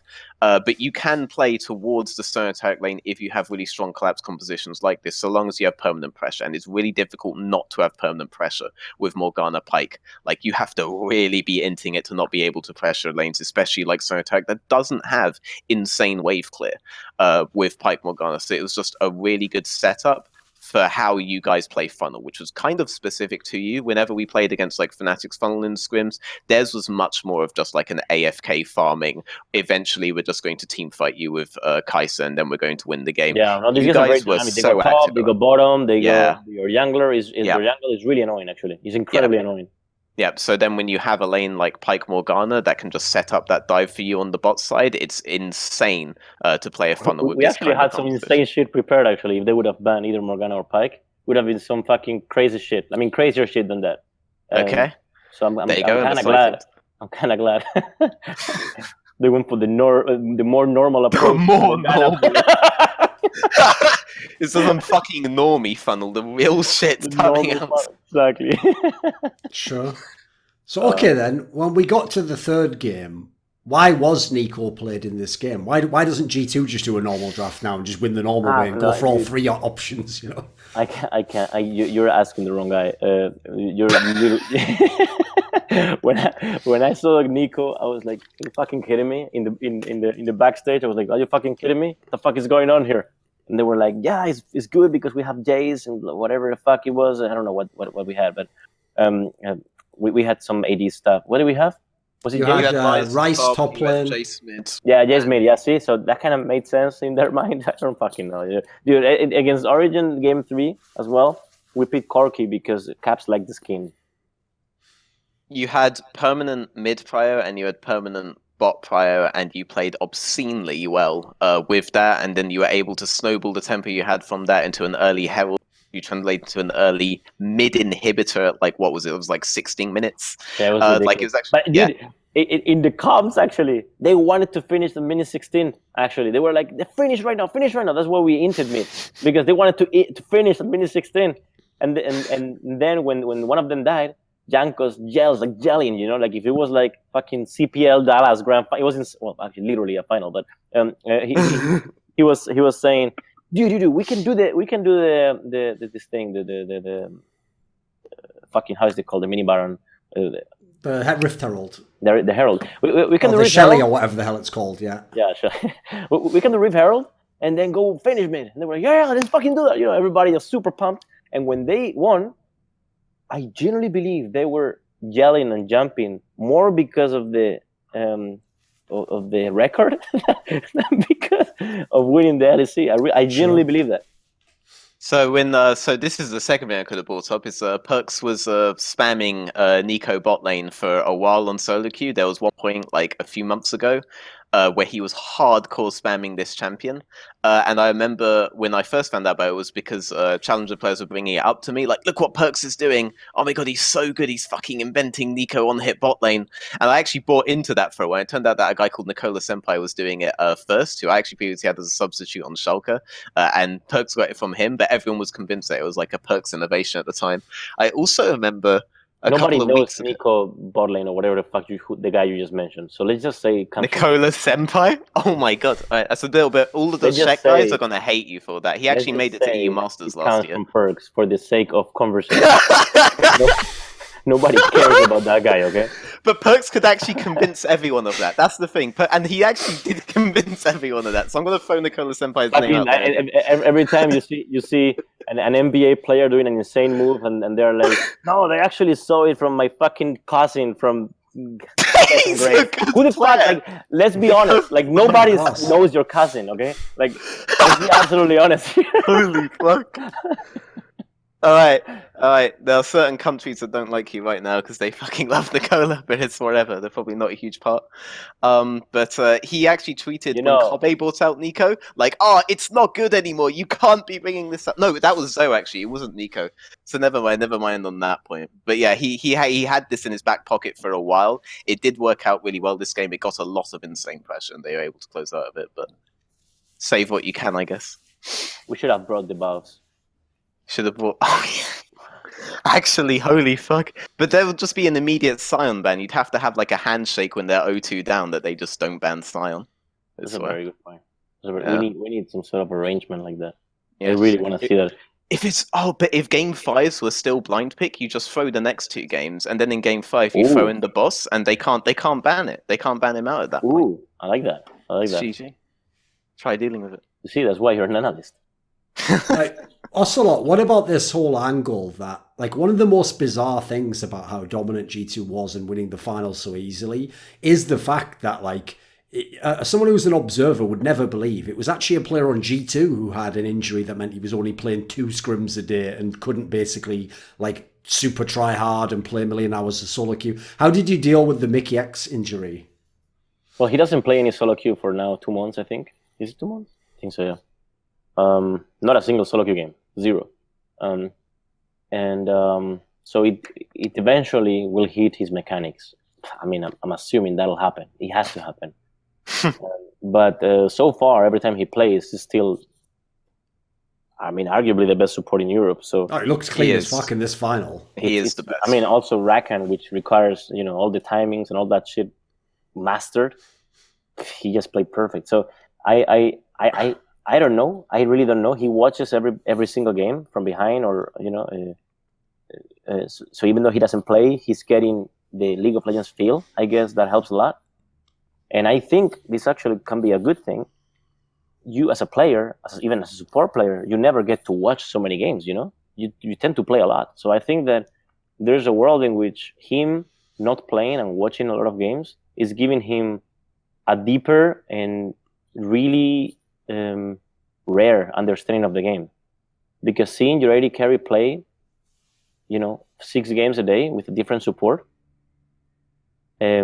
undeniably will allow you to understand how your AD carry thinks, you know.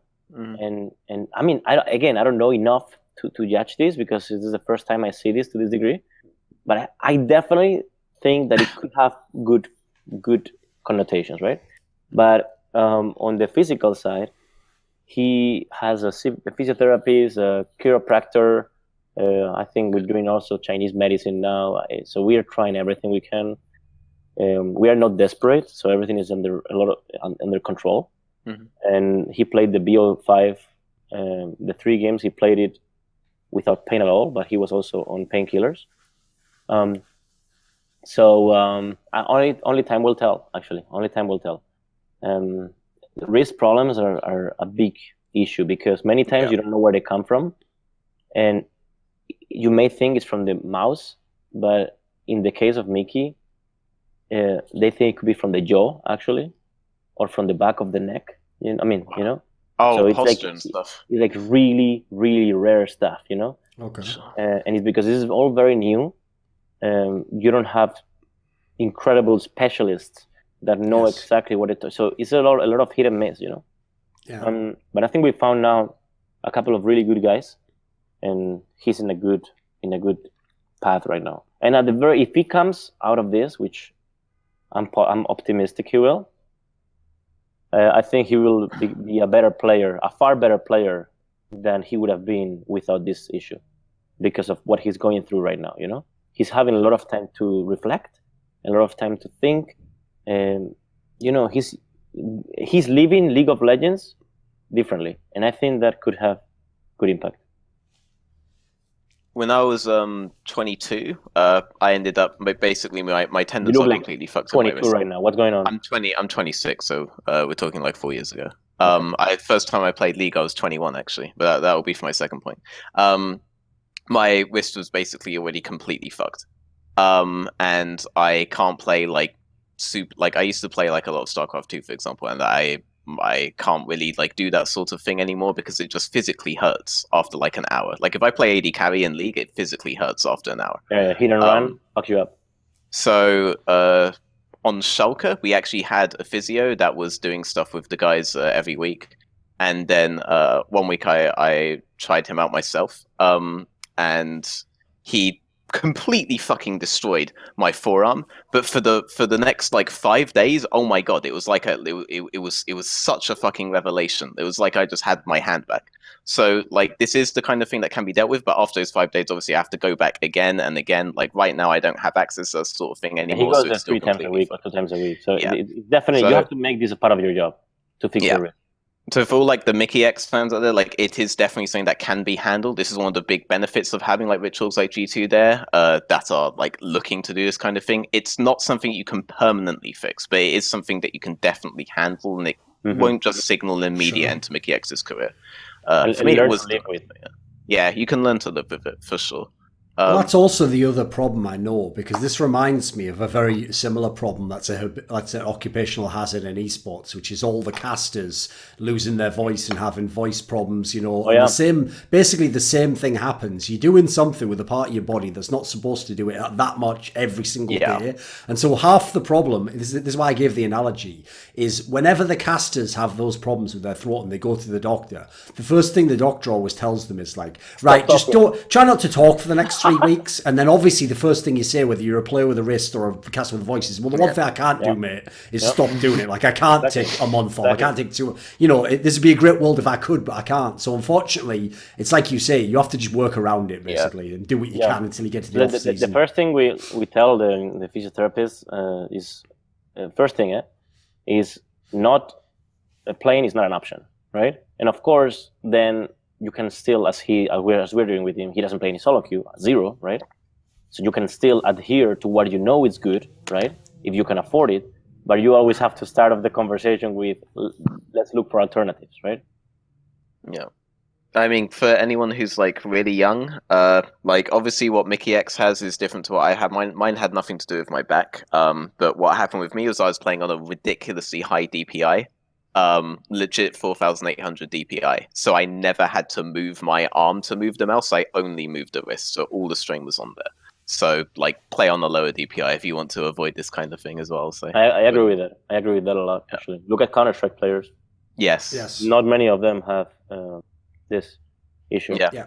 They're like 400 DPI, have to like move everywhere to get like a 360 going. And actually, one thing I'll say is, it may sound weird, okay? But it has worked for me when I was a player, is change your left mouse for your right mouse. Because this finger, and I'm not trying to, don't use it as thumbnail, this finger,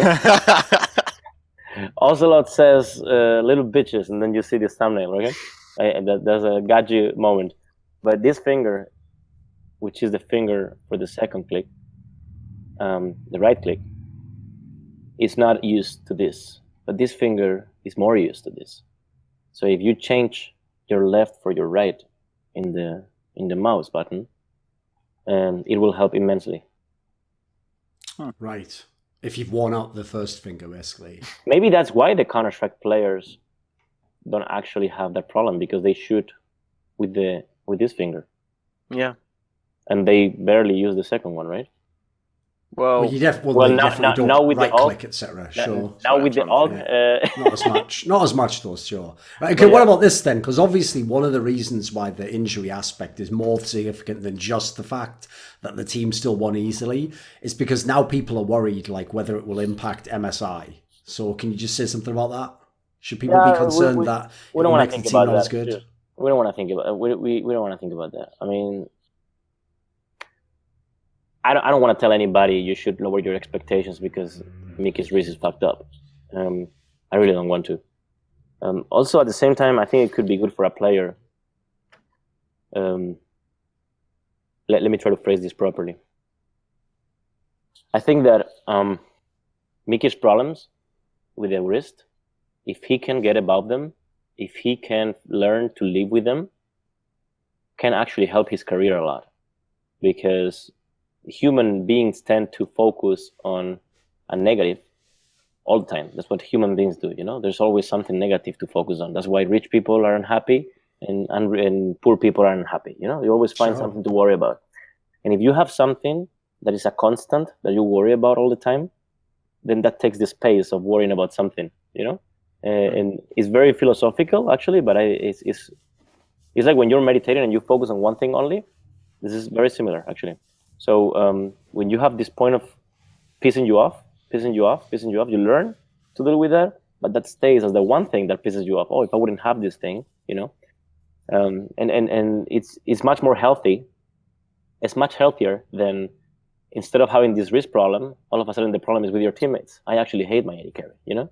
You know, because you always will find something. So I think that if he can learn, and we can all help him learn to live with this, or maybe hopefully lower the pain a lot, I think could be a good thing.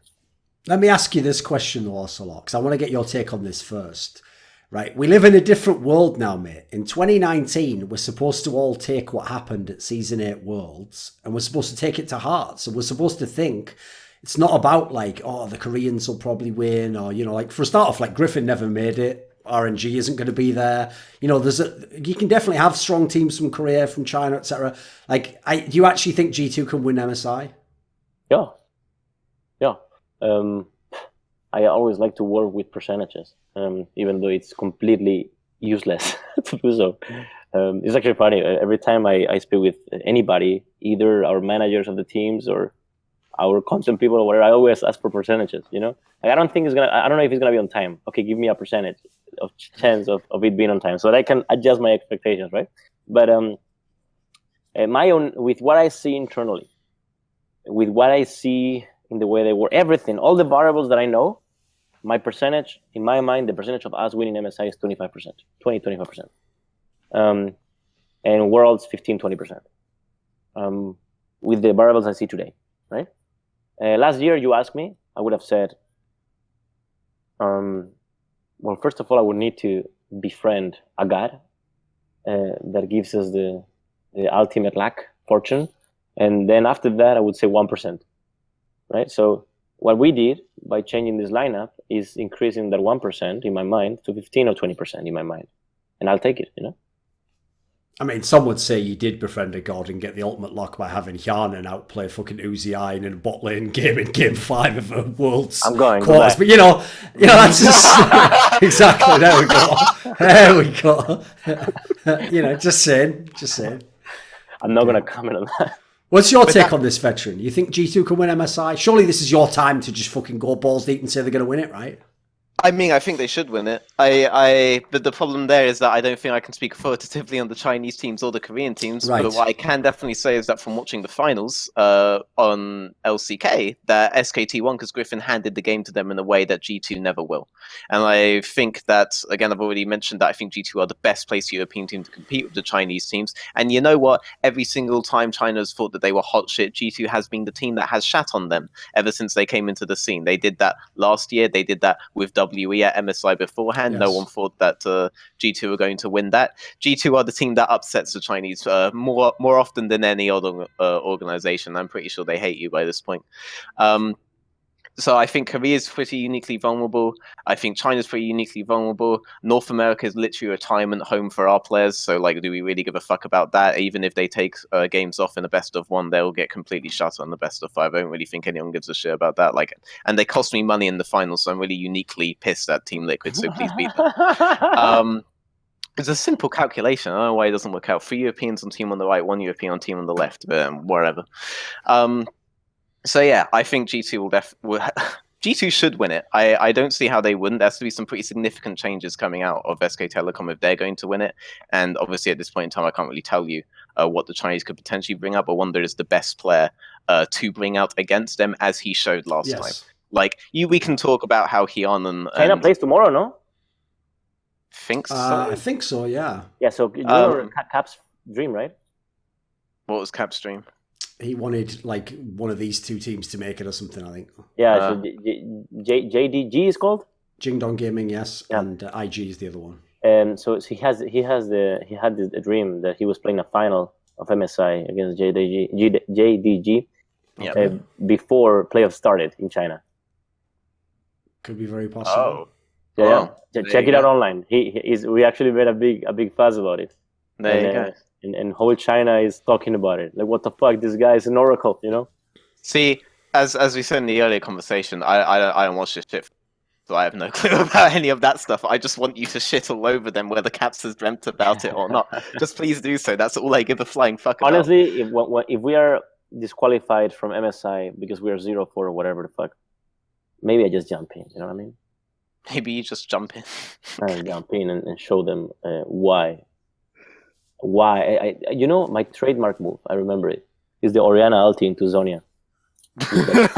with like 1.5 seconds left. Well, fair enough. I can't remember the point I was making before all this. Don't worry about it. The thing is, I will just say, to give like a rough update, like, basically, I actually agree. I mean, I said this as much on Listen Local. I also actually think there is a real legit chance that Europe, and obviously in this case G2, can actually win MSI. I think it's a very legit chance, not least because if you look at matchups, like, it's actually really good, some of the teams that are going. Like, the bad news is, whichever Chinese team goes will have literally one of the best top laners in the entire world, so that will be a tough thing. But, like, for example, if you watch SK Telecom in Korea, Khan is brittle as fuck as a player. Yes. He either carries or he fucking ints the whole game. So that's a big possibility. Team Liquid, obviously the worst player on their team for the current meta is Impact, who can't really play carries, as you probably saw if you saw the LCS final. So that's already a massive liability think for them. It's pretty good, actually. There's always this NA or ZO thing. We'll always banter. I think Team Liquid is actually quite good. They're a good team, but the other thing is as well, both those teams, Team Liquid and SK Telecom, are more of like the late game, like defensive type teams as well. So I also think it's going to be really interesting to see G2 go against them because it's such a stylistic clash. So I think there's a very good chance. I think this could be a very exciting one. And the upside also, if it ends up being the Jingdong team, is inexperienced. At least IG's been to the tournaments. You know, they've won worlds, blah blah blah. If the other best team in the tournament's going to be in a Chinese team with a bunch of like not literal rookies, but like on that level rookies, that's even better. So you can't ever know who's going to win in these things because League of Legends is very weird like that. But I think it's a very exciting tournament. I agree with you. It's very fucking hype. But I think that if I could choose, I think I would choose to play the finals against IG rather than JDG. Oh, of course. Not only because of the hype, but I'm talking.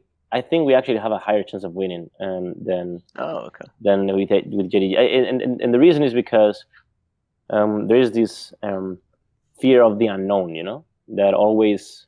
I mean, it's literally what I think is one of the biggest reasons why IG won Worlds. Actually, is the fear of the unknown. You know, it's very. Nobody else was playing Jace, at least to the level they were playing it. Like super uber aggressive.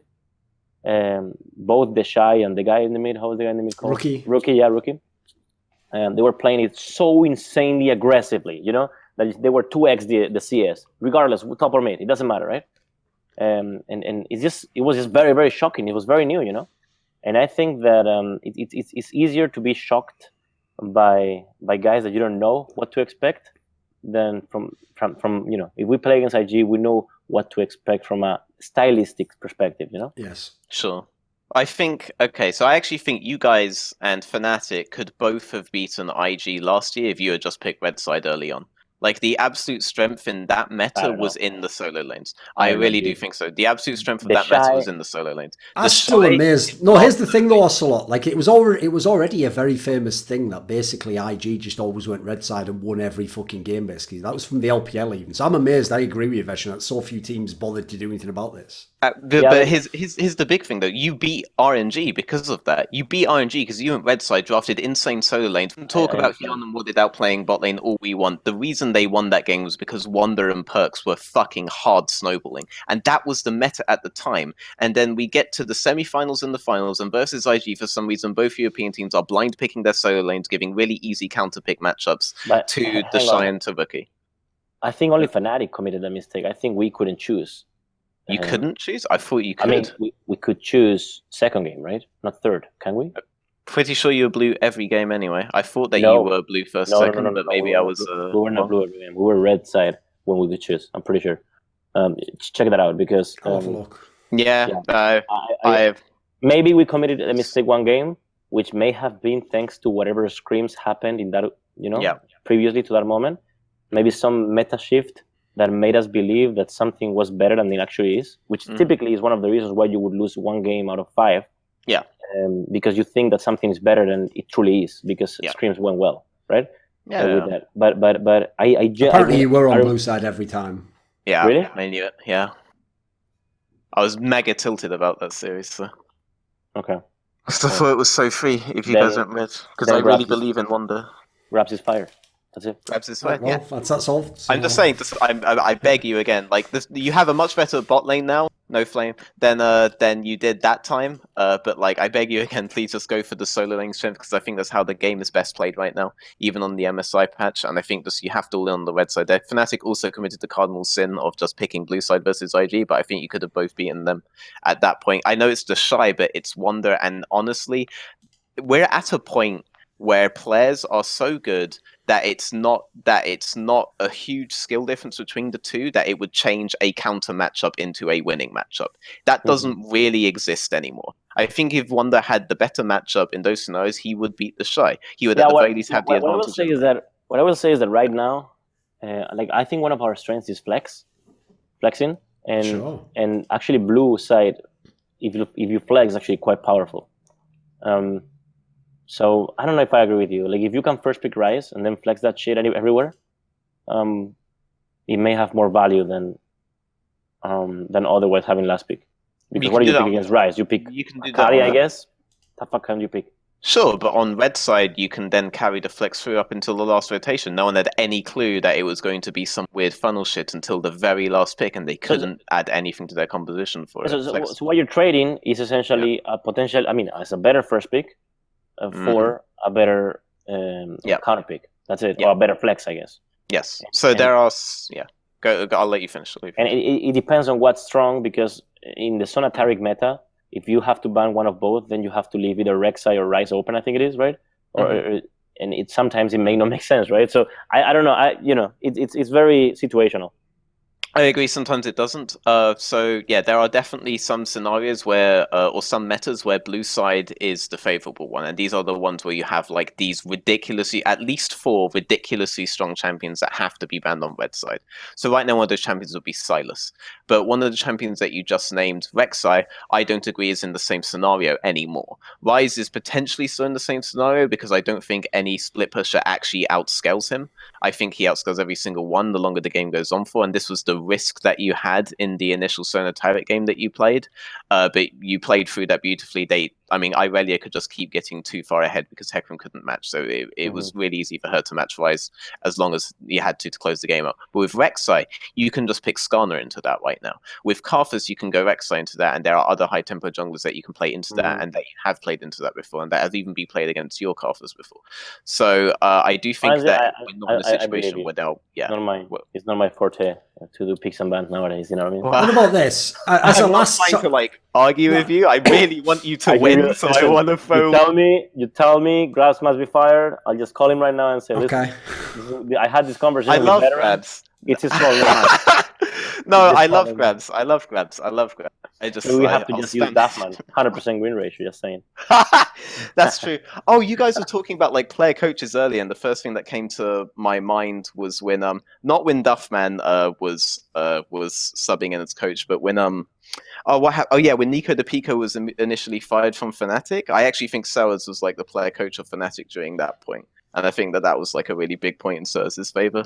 But back then, this is a conversation we were having a while back when Thorin brought up the idea of player coaches. Sure. And they had like their manager. Their manager had like 100% win rate. Is one of like the only 100% win coaches in the LCS right now because he's just subbing in on stage.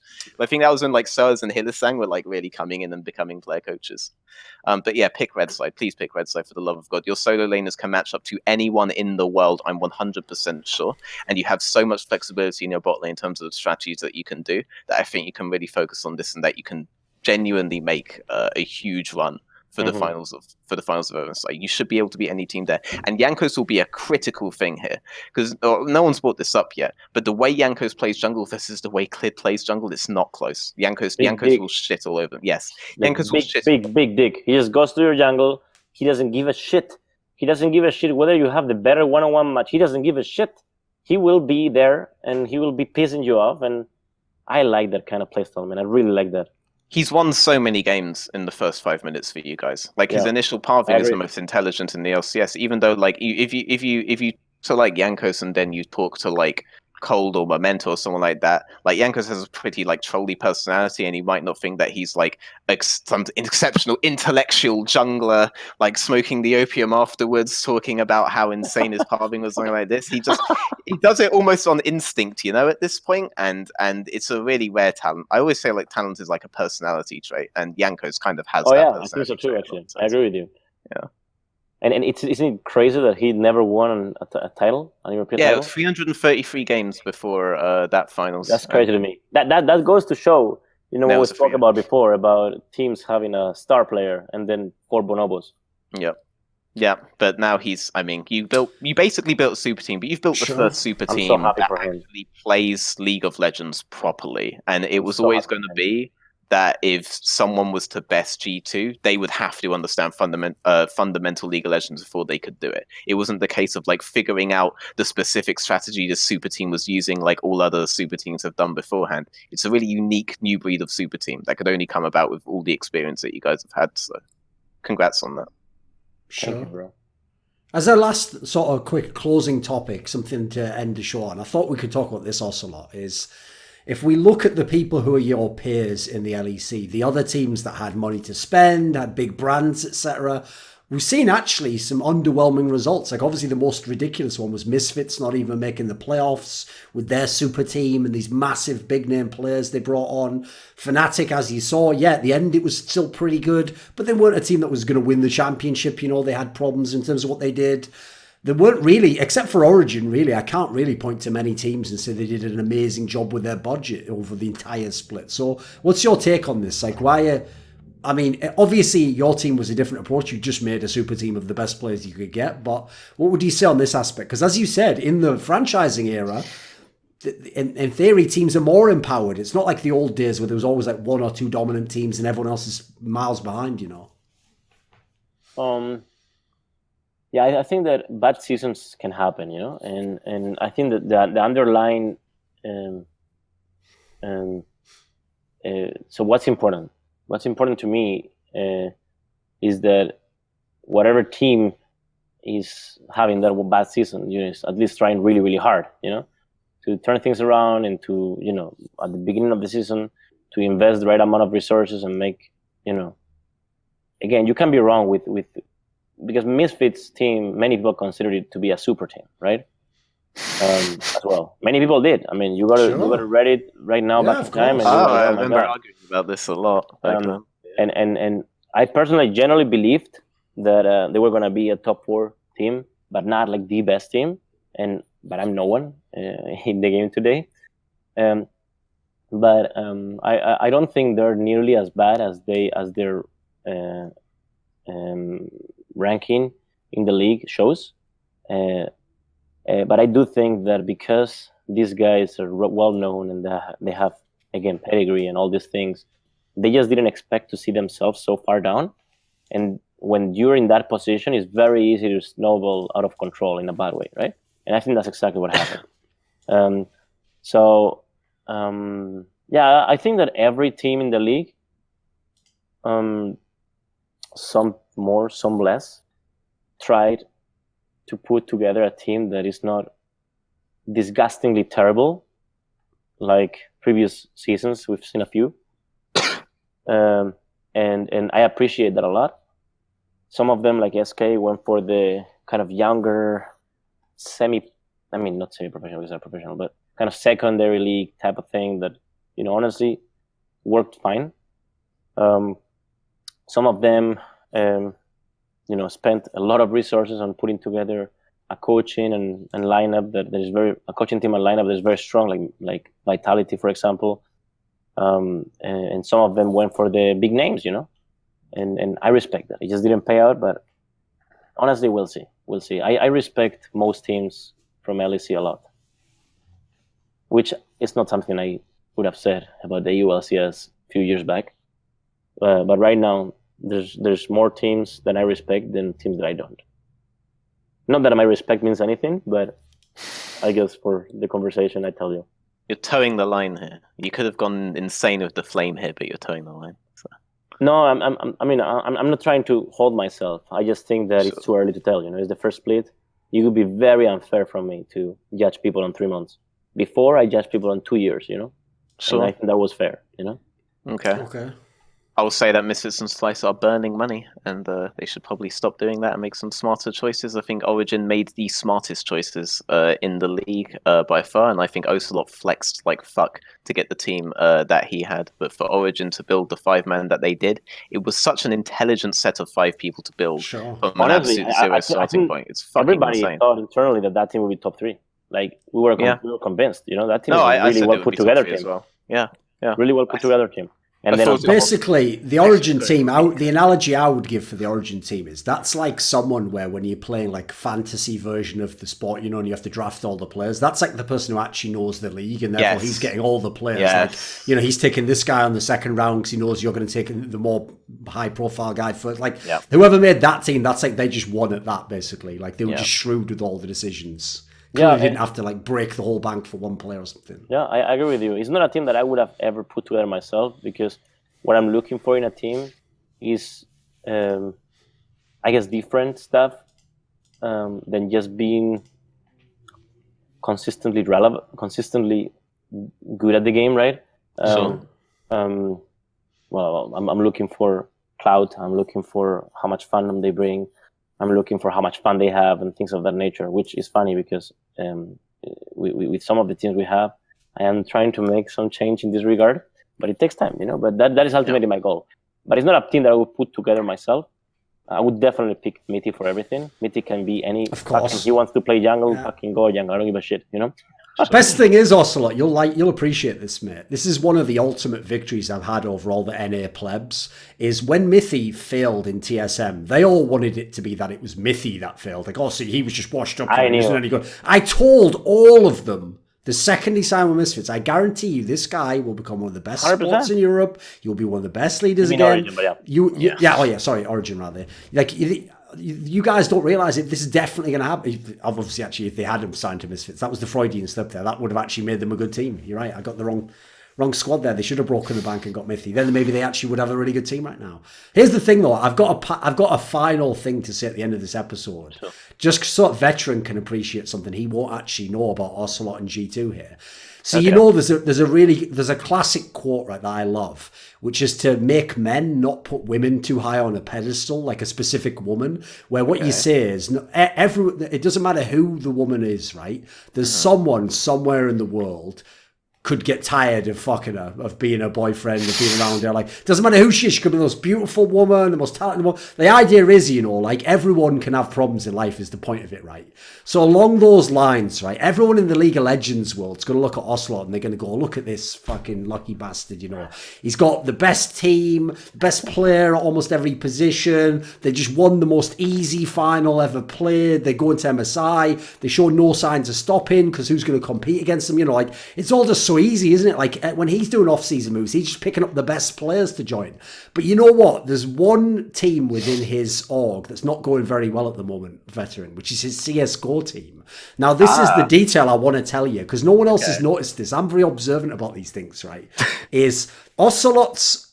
is she actually your wife? Or is she just your... What is her situation there? Is it just a significant other? What's his... I call her my wife, but it's my... How do you call it when you're engaged? Right, fiance. Okay. Yeah. So Ocelote's fiance, I happened to notice. I saw on Twitter he shouted her out one time. I think it was her birthday or something. And I clicked on her profile.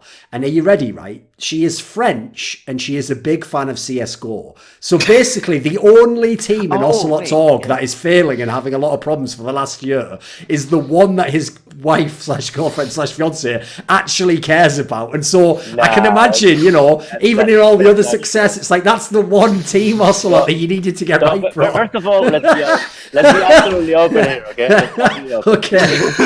If my wife says, get a fucking Gears of War team from Bulgaria, I will be flying to Bulgaria right now. Okay? And I will get a Gears of War team from Bulgaria, okay? Because she's my boss. And I openly admit that. I don't wear the pants. She does. Okay.